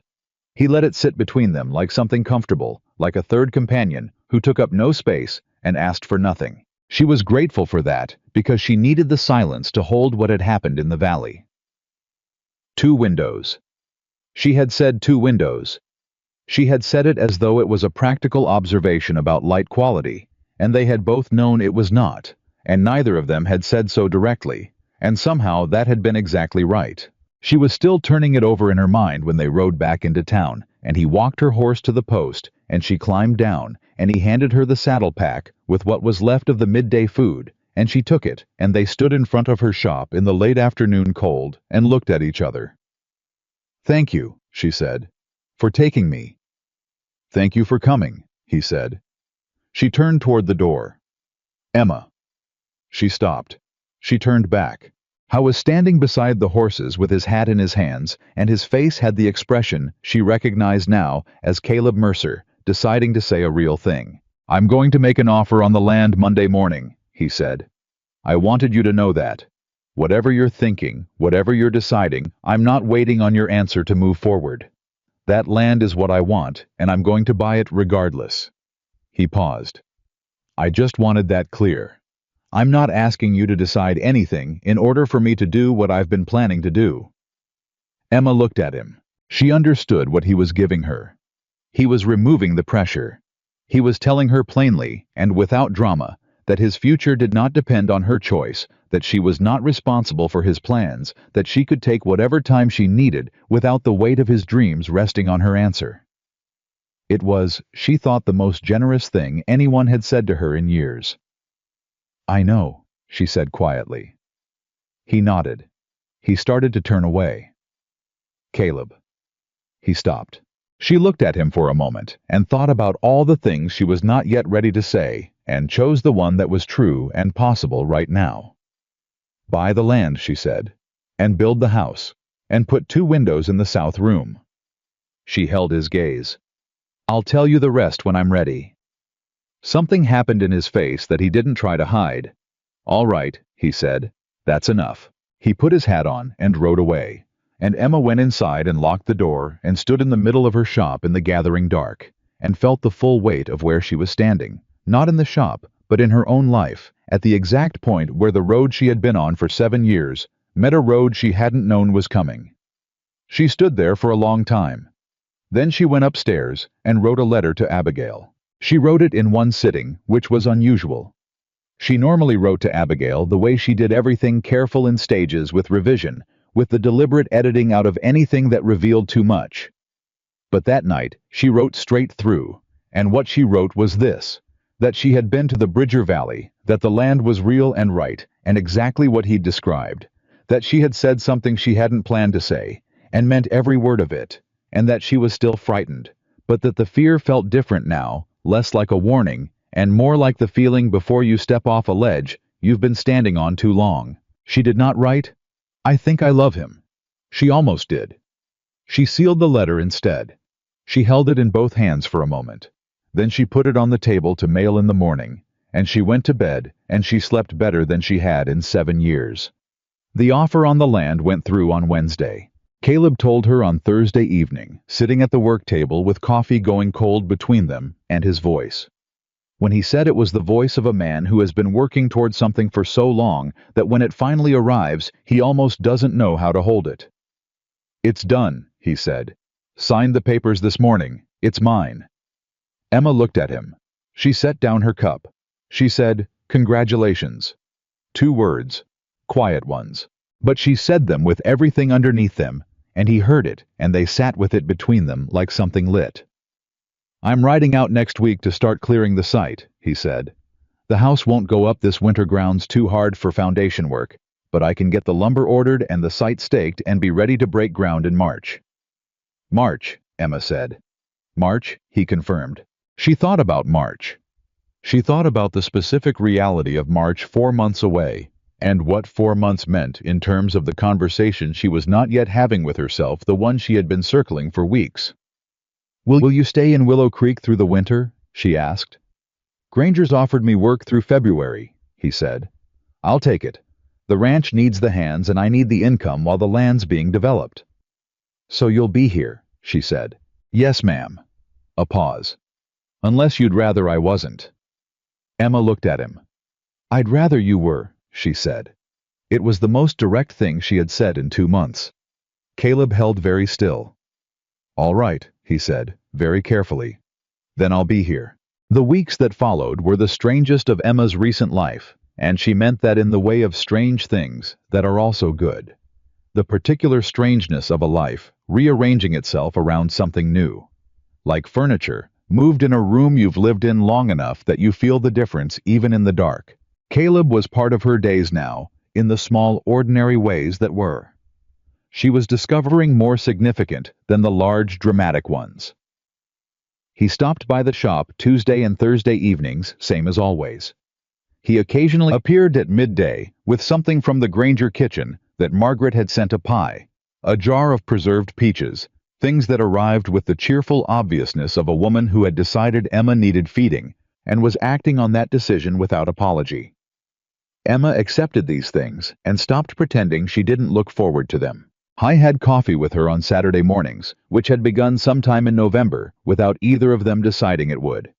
He'd arrived one Saturday morning with news about the land survey, and she'd made coffee because it was cold, and somehow by the third Saturday, it was simply a thing that happened. He fixed the hinge on her back door, which had been sticking since September, on a Tuesday afternoon, when he arrived early, and noticed it before she could tell him not to bother. She didn't tell him not to bother. She brought him a cup of coffee while he worked, and stood in the doorway and watched him do it with the focused, efficient attention of a man who fixes things properly rather than expediently, and felt something so ordinary and so warm that it frightened her because she recognized it not. Love, not exactly. Though love was certainly present, but the specific feeling of a person becoming necessary. Of someone fitting into the shape of your days so naturally that you start to feel the outline of where they'd be missing. She had felt that once before. That was the thing she kept coming back to. She had felt that once before, and she had been catastrophically wrong. The doubt didn't come from Caleb. She knew that. She was very clear-eyed about where it came from. It came from her own history, from the scar tissue that her first husband had left that was no longer painful, but that changed the shape of certain things, the way an old break changes, the way a bone sits. She trusted Caleb. That was the strange part. She trusted him in the way you trust a thing that has earned it, rather than claimed it slowly through the accumulation of small, consistent, true things, rather than through grand statements. He had never told her who she should be. He had never pushed when she needed space. He had never made her feel that her independence was a problem to be solved or a phase to be waited out. He had simply been steady and honest, and there, and she had watched him be all of those things for 3 months now, and she trusted him. What she didn't trust was herself. That was the real conversation she'd been avoiding. She didn't trust her own judgment. She had trusted it once completely, and it had put her outside a locked house with 43 cents. And she had rebuilt herself so successfully in the aftermath that she had sometimes confused the reconstruction with the original, had sometimes told herself that the woman she was now, capable and solitary and self-sufficient, was simply who she was, rather than who she had needed to become. She was wrestling with that on a Thursday evening in mid-December, when Clara Booth came into the shop just before closing, not for an order, but with the particular directness of a woman who has decided to say something and has chosen her moment.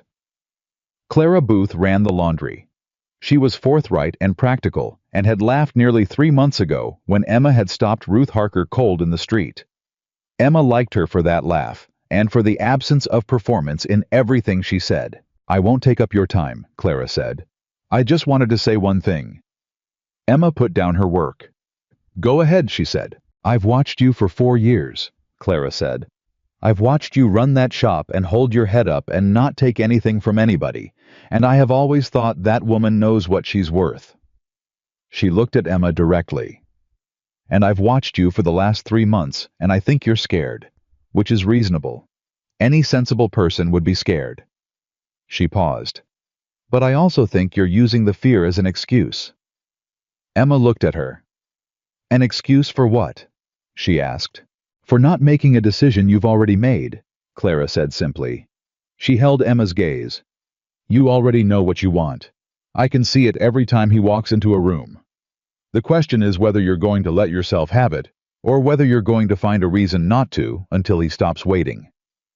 Emma was quiet. He's patient, Clara said. More patient than most. But he's a man with land and plans and a life to build, and he's not going to wait forever, Emma. Not because he doesn't mean it. I think he means every word. But because at some point a person has to know whether they're building something together or alone. She paused. That's all, she said. I'll see you Sunday. She left. Emma sat alone in the empty shop and felt the truth of what Clara had said land in her with the particular weight of things that are not surprising, but that need to be said aloud before they become real. She already knew what she wanted. She had known since the valley. She had known since 2 windows, maybe before. She was using the fear as a reason to stay still. She sat with that for a long time. Then she picked up her needle and worked until the lamp burned low, and when she went upstairs to bed, she lay awake and had finally the conversation with herself that she had been avoiding for 3 months. She was afraid. That was true and real, and not something she was going to pretend wasn't there. She was afraid of being wrong again. She was afraid of opening a door and finding that what was on the other side of it was not what she thought. She was afraid of the specific vulnerability of being known, of having allowed a person to see the interior of her life. The real one. The one below the capability and the independence and the carefully constructed sufficiency, and finding out too late that they could not be trusted with it. Those were real fears. They were also. She understood now in the dark above her shop, fears about a man who no longer existed in her life. They were fears about her first husband who was in Ohio, who had no part in this story. She was letting a ghost have a vote on her future. She was letting the worst thing that had ever happened to her decide what could happen next. She lay very still in the dark and thought about that. She thought about the fireplace where she'd melted the ring. She thought about the terrible clarifying peace of that morning. She had decided then that she was done. She had been right to decide that. She had needed to be done. She had needed 7 years of being done. 7 years of proving to herself that she could stand alone and build something real and be whole without anyone else holding the other side of it. She had done that. She was done with being done. The thought arrived with a simplicity that surprised her. Not dramatic, not accompanied by the rush of a great revelation. Just quiet and clear and true. The way simple things are true. She was done with being done. She wanted the valley. She wanted the house with the south room. She wanted Saturday mornings and coffee, and a man who fixed hinges and laughed at the right moments and sat still in her silences, as though they were something worth sitting in. She wanted her life, and she wanted this too. And she was allowed to want both. She fell asleep somewhere after midnight, and when she woke in the morning, the decision was still there, clear and quiet the way decisions are when they've been made properly. She went downstairs and opened the shop, and worked through the morning with a focused calm that was different from her usual focused calm. Lighter somehow, as though something that had been occupying weight in her chest had resolved itself and left more room. At noon, she took off her apron.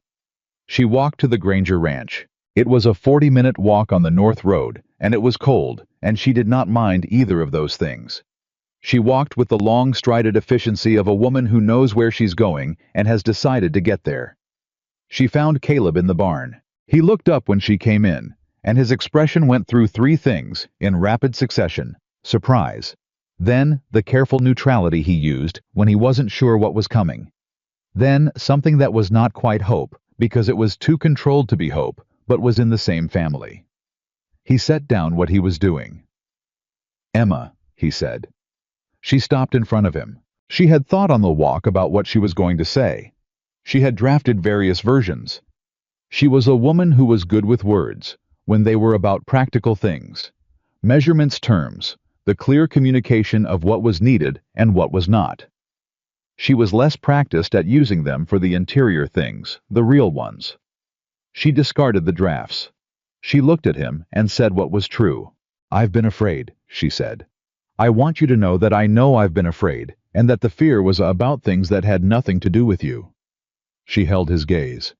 You have been exactly who you said you were from the first evening on the porch. Every single time.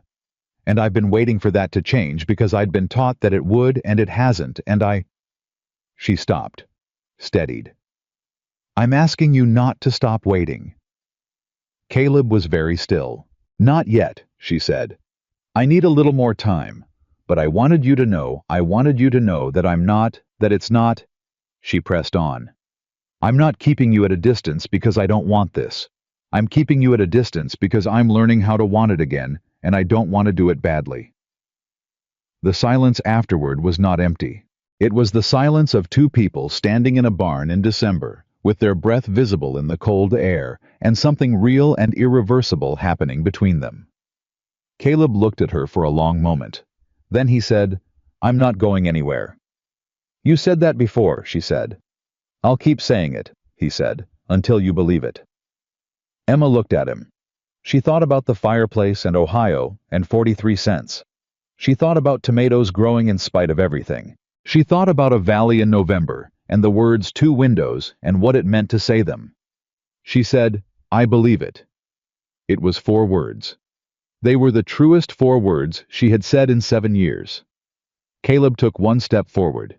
I was close enough that she could see the exact gray of his eyes, the particular tired lines of a man who had worked hard and been alone a long time and had somewhere in the past 3 months stopped looking quite so tired. He said very quietly, "May I?" She knew what he was asking. She said yes. He took her hand. He held it with the same careful, unhurried intention he brought to everything. Not claiming, not grasping, just holding. And Emma felt through the warmth of that contact the last remaining piece of the argument she had been having with herself. Simply stop. Not dramatically. Not with any ceremony. Just stopped. Like a sound that has been going on so long. You forgot it was there, and then it ends, and the quiet after it is the most extraordinary thing you've ever heard. They stood in the barn in the December cold, and he held her hand, and she let him, and neither of them said anything for a long moment, because there was nothing that needed to be said that wasn't already being said. Then Emma looked up at him. "I'm going to need that south room finished before summer," she said. Caleb looked at her. Something broke open in his face, not apart, but open, the way a thing opens when it's been held closed for a long time and finally doesn't have to be. He laughed. The real laugh, the one she'd heard that first night over the impossible memory of a man refusing tomatoes on principle. Full and genuine and entirely unself-conscious. Emma felt it move through her like the first warm day after a long winter. "March," he said. "I'll break ground in March." "See that you do," she said. She did not let go of his hand. He did not let go of hers. Outside, the December wind moved through Willow Creek, and somewhere in the town, Emma Whitmore's shop stood with its closed sign up for the first time on a Thursday in 3 years, and nobody who mattered was inside it, because the woman who built it from nothing was standing in a barn on a cold afternoon, learning slowly and with great care how to let something in. Not instead of herself. Not at the cost of herself. Simply alongside. The way light comes in through a south window. Quietly, steadily, without permission. Simply because the window is there, and the window is open, and the morning has come. Abigail arrived on a Tuesday in February without warning. Emma opened the shop door at 8:30 in the morning, expecting the cold air, and instead found her sister standing on the porch with a traveling bag, and the expression of a woman who has rehearsed an apology for 3 months and is no longer sure it's adequate. They looked at each other for a moment. Then Emma stepped back from the door and said, "Come in out of the cold." And Abigail came in, and they stood in the middle of the shop, surrounded by bolts of fabric, and the smell of coffee, and 7 years of letters that had said everything except the real things. And Emma looked at her sister's face, older than she remembered, softer around the eyes, tired from the journey, and felt something unlock in her chest that she hadn't known was still locked. "I should have asked," Abigail said. She said it immediately before her coat was even off. "I know I should have asked. I've known it since the day I sent that letter to Caleb, and I've been awake about it ever since, and I'm sorry, Emma. I am truly sorry." Emma looked at her. She had imagined this conversation many times. In some versions, she was cold. In some versions, she said the sharp, precise things she was good at saying when people overstepped. In some versions, she made her sister understand with complete clarity exactly what it meant to have a choice made on her behalf without her knowledge. Instead, she crossed the shop in 4 steps and put her arms around her sister and held on, and Abigail made a small broken sound and held on back, and they stood like that for a long moment in the middle of Emma's shop while the coffee went on getting cold. "You're not angry," Abigail said into Emma's shoulder. "I was," Emma said. "I'm not anymore. I'm not." Abigail pulled back and looked at her, and whatever she saw in Emma's face made her own face do something complicated, relief and hope, and the particular expression of a woman who is afraid to ask the question she most wants answered. "He's still here," Emma said. Abigail exhaled. "Tell me," she said. They sat at the work table with fresh coffee, and Emma told her. Not everything, some things were too new, too interior, too much hers, to give away yet, but the shape of it. She told Abigail about the first evening on the porch and the 10 minutes that became 2 hours.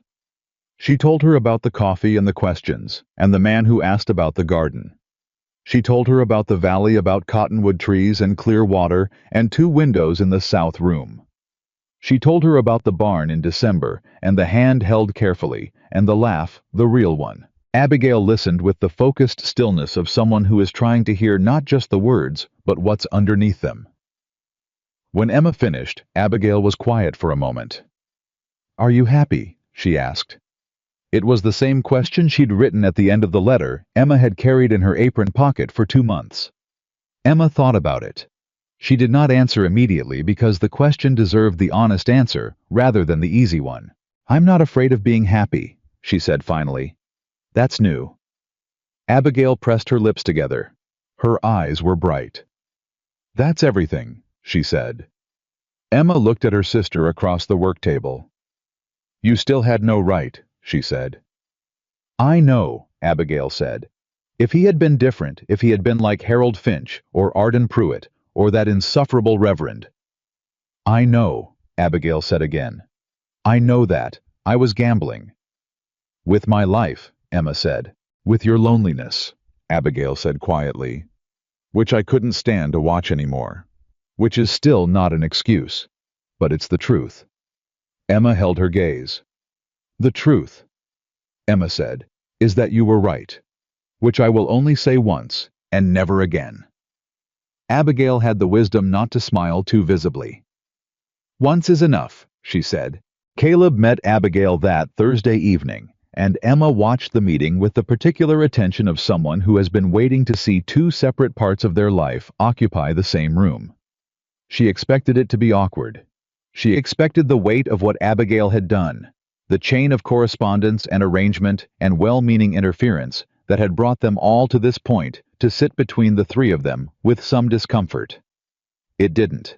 Caleb knocked at 6 and came in and took off his hat and looked at Abigail with an expression that was straightforward and uncomplicated, the expression he brought to things that he had already made his peace with. "Mrs. Carver," he said. "Mr. Mercer," Abigail said, and looked at him with the focused attention of someone taking a thorough inventory. There was a brief silence. "I hear you've been taking care of my sister," Abigail said. "Your sister takes care of herself," Caleb said without hesitation. "I've just been trying to be worth her time." Emma watched Abigail receive that. She watched her sister look at this man, the worn coat, the hat in his hands, the steady gray eyes with the tired lines around them, and she watched something settle in Abigail's expression. Not approval exactly. Something quieter. Recognition. The recognition of a woman who has known her sister long enough to understand what Emma needed, and who was looking at a man who apparently also understood it. "You'll do," Abigail said. Caleb Mercer smiled. The real one. They sat together all 3 at the work table, and Abigail told stories about their childhood that Emma had not heard in years. The summer their father had tried to build a chicken coop, and it had collapsed twice the winter. Emma had taught herself to sew at 11 years old, using a curtain and a needle she'd found in their mother's sewing box, and the results had been, by Abigail's account, structurally ambitious, if aesthetically troubling. Emma listened to her own past being handed back to her in her sister's voice, and felt the strangeness and sweetness of it, the way the past becomes something different when someone who was there tells it. Caleb listened, and laughed in the right places, and asked the right questions, and Emma noticed, with the particular awareness she'd developed over 4 months, that he was not performing interest. He was genuinely interested. He was interested in the 11-year-old girl who taught herself to sew from a curtain because that girl was present in the woman sitting across from him, and he knew it. She looked at him across the work table, while Abigail was talking, just for a moment, just a glance, and he caught it and held it for exactly 1 second before they both looked back at Abigail, and in that 1 second, Emma felt the full weight of what they had built together, not through grand gestures or dramatic declarations, but through coffee going cold and honest questions, and a man who held a door open and waited. Abigail stayed a week. It was the first time Emma had spent 7 consecutive days with another person in 7 years, and she had expected it to feel like an intrusion, a disruption to the rhythm she had built. Instead, it felt like something that had been missing without a name. They fell back into the ease of sisters, with the surprising speed of people who discover that years of distance haven't altered the fundamental frequency at which they understand each other. Abigail helped in the shop some mornings, not sewing. She was firm about her limitations there, but receiving customers and sorting orders, and doing the kind of cheerful, efficient front-of-house work that Emma alone had always done herself. Emma found she didn't mind the help. That surprised her. On the 5th day, Abigail said what she had been building toward all week. They were alone in the shop late afternoon, the light going amber through the front window. "He's going to ask you," Abigail said. "Soon." Emma didn't look up from her work. "Is that an observation or information?" she said. "Observation," Abigail said. "I've been watching him watch you." A pause. "He's trying to find the right moment. He doesn't want to rush you." Emma set down her needle. "Abigail," she said. "I know," her sister said. "I'm not interfering. I'm informing." She picked up a button and turned it in her fingers. "I just want to know when he does. Are you ready?" Emma looked at her hands on the work table. The question was a real one. Not rhetorical, not leading. A real question from a woman who knew her better than anyone alive, and was asking it plainly. Was she ready? She thought about December in the barn, and a hand held with care. She thought about Saturday mornings that had become the best part of her week. She thought about a valley in November, and the specific quality of a man's laugh when you've said something true. She thought about the south room with 2 windows, and the life she had built, and the life that was possible, and the fact that she was allowed to have both. "Yes," she said. Abigail nodded once.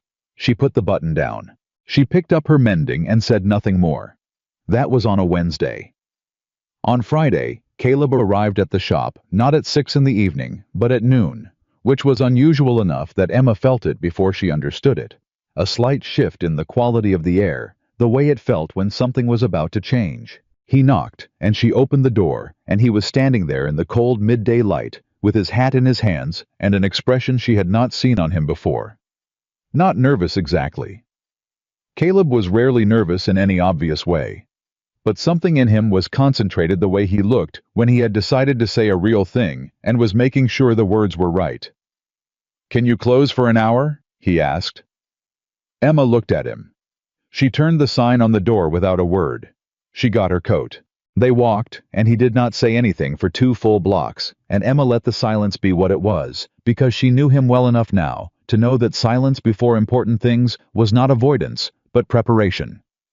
They reached this edge of town, where the road opened up and the land spread out bare and cold, and the sky was the pale winter blue that preceded snow, and he stopped walking.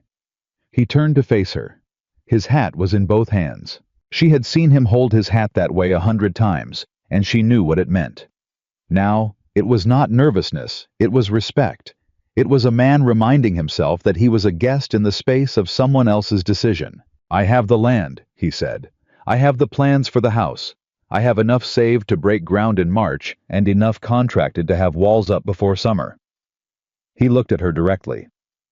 "I have everything I set out to build. Everything except the thing that would make it more than just a house." Emma stood very still. "I'm not going to tell you that you need me," he said. "You don't. You have never needed anyone, and you've proven it more completely than most people ever get the chance to. I'm not asking you to need me." He paused. "I'm asking you to want this. To want—" He stopped, started again. "I'm asking you to marry me, Emma. Not because your sister sent me. Not because the town expects it. Because I have spent 4 months watching you, and I cannot imagine building that house and knowing you're not in it." The wind came through quietly. Emma looked at him. She thought about the ring in the fireplace and the peace of that morning. She thought about 43 cents and a worn suitcase and a cold, empty room that became something extraordinary. She thought about every wall she had ever built, and the precise, careful, painstaking labor it had taken to build them, and about the man standing in front of her, who had never once tried to take a hammer to any of them, but had simply patiently been present until she decided on her own to open the door. She said, "Ask me one thing first." He waited. "If I say yes," she said, "the shop stays mine. My income is mine. My work is mine. My name—" She stopped. "I'll take your name, but Emma doesn't go anywhere. Who I am doesn't change." "No," he said immediately without a moment's pause. "It doesn't change. That's not what I'm asking for."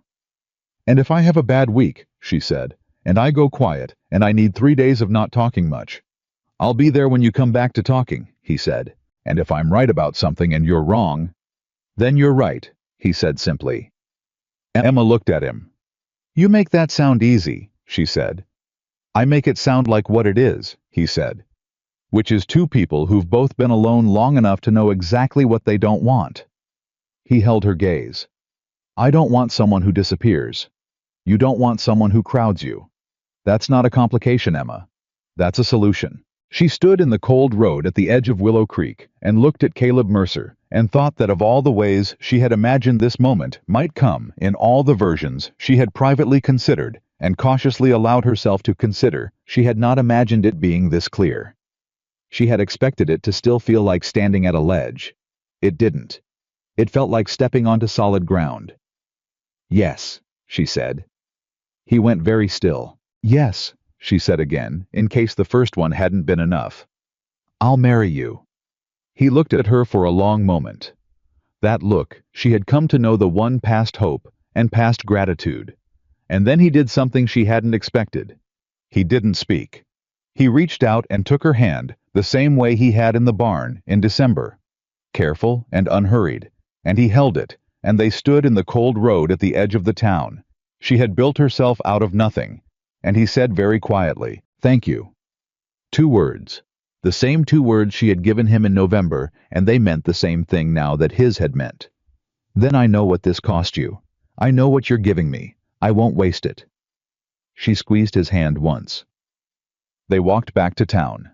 The wedding was on the first Saturday in April. Abigail came back for it with Thomas and their 2 youngest, and Margaret Granger presided over the practical elements, with the cheerful authority of a woman who has never met a logistical problem she didn't enjoy solving. Clara Booth brought food. A dozen women from town came, including to Emma's private amusement, Mrs. Haverford from the dry goods store, who cried openly and without embarrassment from the 3rd row. Ruth Harker did not come. Emma noticed, but did not spend time on it. The ceremony was held in the small white church at the north end of Main Street, and Emma wore a dress she had made herself not white because she was 30 years old and honest about being 30 years old, but the deep blue of a winter sky, the same color as the wool she'd been using when Caleb first sat at her work table. She had made the dress over 3 evenings in the week before the wedding, and it was without question the finest thing she had ever sewn. She walked into the church alone. She had discussed this with Caleb when the question arose. Some people had assumed Thomas would walk her in standing in for a father no longer living. Some had assumed Abigail would accompany her. Caleb had asked what she wanted. She had said she wanted to walk in herself because she had arrived in Willow Creek alone and built something alone, and she wanted the woman who had done that to be the one who chose to walk toward him, not escorted but choosing. He had said, "Then that's what we'll do." So she walked in alone. She walked down the aisle of the small church with every eye in the room on her, with Abigail crying quietly in the front row, and Margaret Granger nodding with the satisfied expression of a woman whose instincts have been confirmed. And she walked toward Caleb, who was standing at the front of the church in a clean dark coat, with his hat in his hands. Because he was not a man who changed his fundamental nature for occasions, and who was looking at her with the expression she had been trying for 4 months to find a word for. She had found it somewhere in February. The word was home. Not a place. Not a role. Not a transaction. Just the particular way a person looks at you when you are the thing they were trying to get back to. She reached the front of the church and stood beside him, and the minister said the words, and they said the words back, and when it came to the part where she said, "I will," she said it with the same voice she used for everything that mattered, even direct entirely without performance. He put the ring on her finger. She looked at it. It was a simple band, plain silver, nothing extravagant. She had told him what she wanted, and he had listened, and this was it. She looked up at him.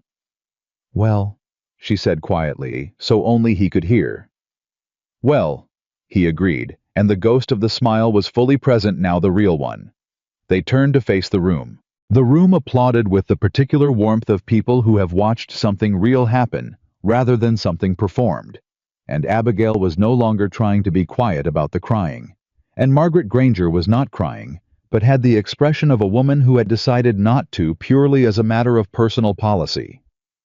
Clara Booth caught Emma's eye from the middle of the room and gave her a look that said simply and completely, "Good." Emma looked at her and nodded once. It was enough.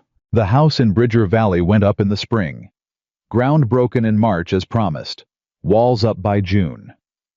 The south room was last because Caleb was building the house from the structure outward, and the south room was the detail that everything else was built to contain.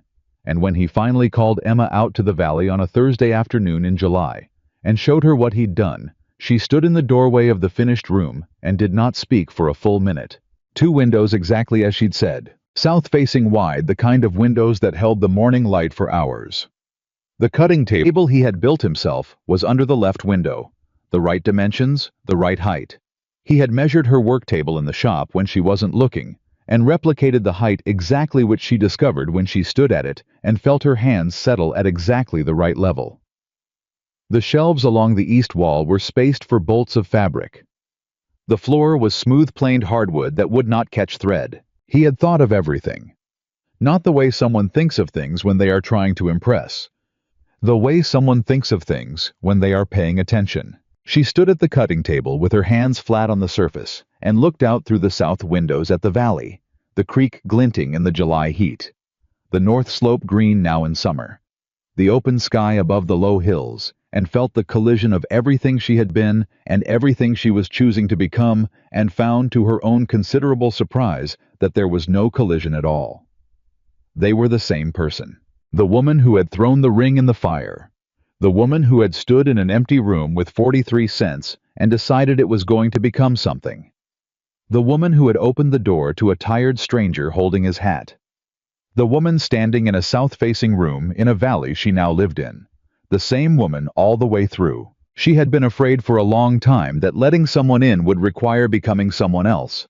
That love was a negotiation in which you surrendered pieces of yourself in exchange for the pieces you received. That opening the door meant the walls came down. The walls were still there. She was still herself, particular and capable and clear-eyed, and in possession of opinions she would express without apology.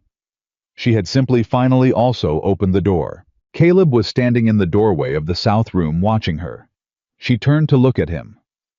"The height of the table," she said. "Measured it in February," he said. "When you were in the back." "I figured," she said. She looked at the windows.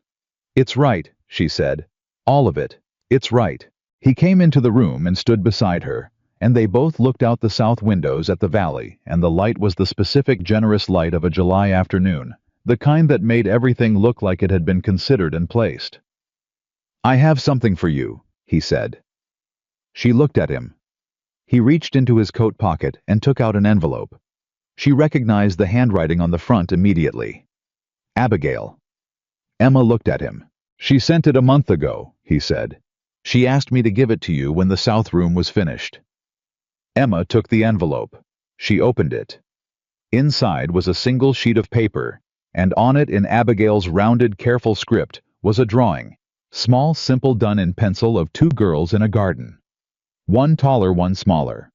Between them, a row of tomato plants.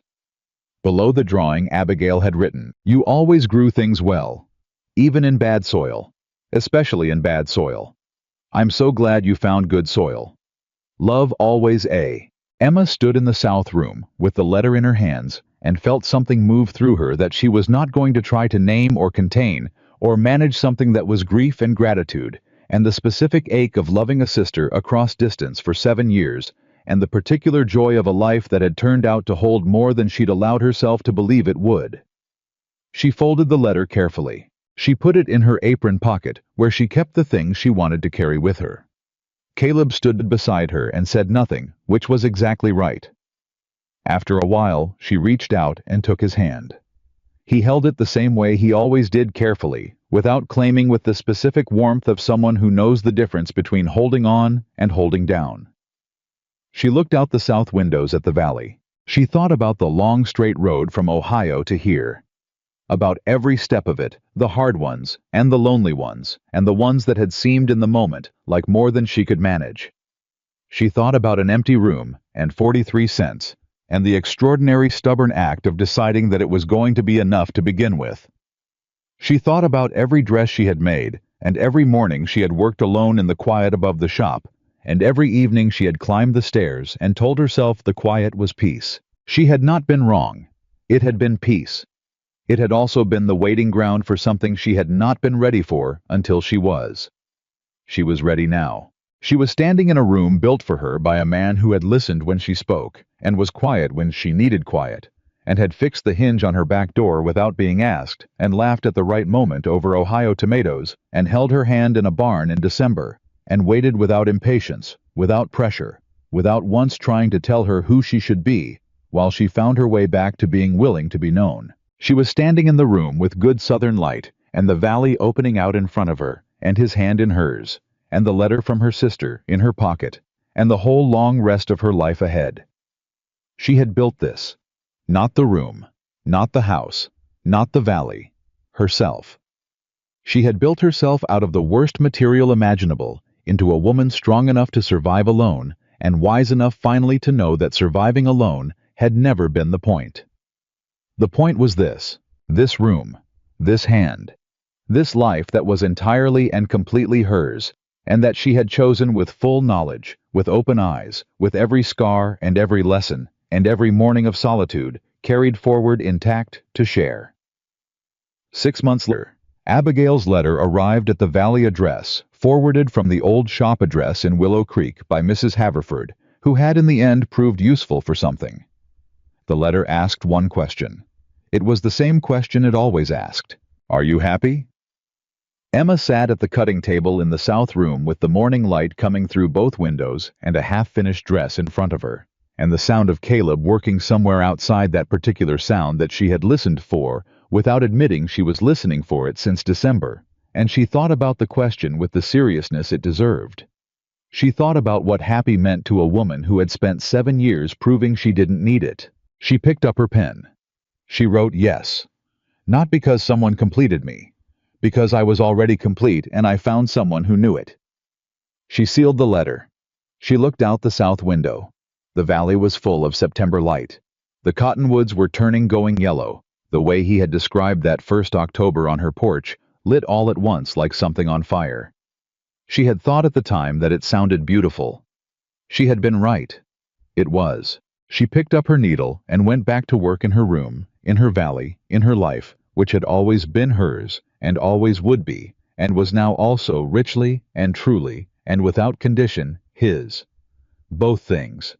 At once. That was the truth about Emma Whitmore Mercer.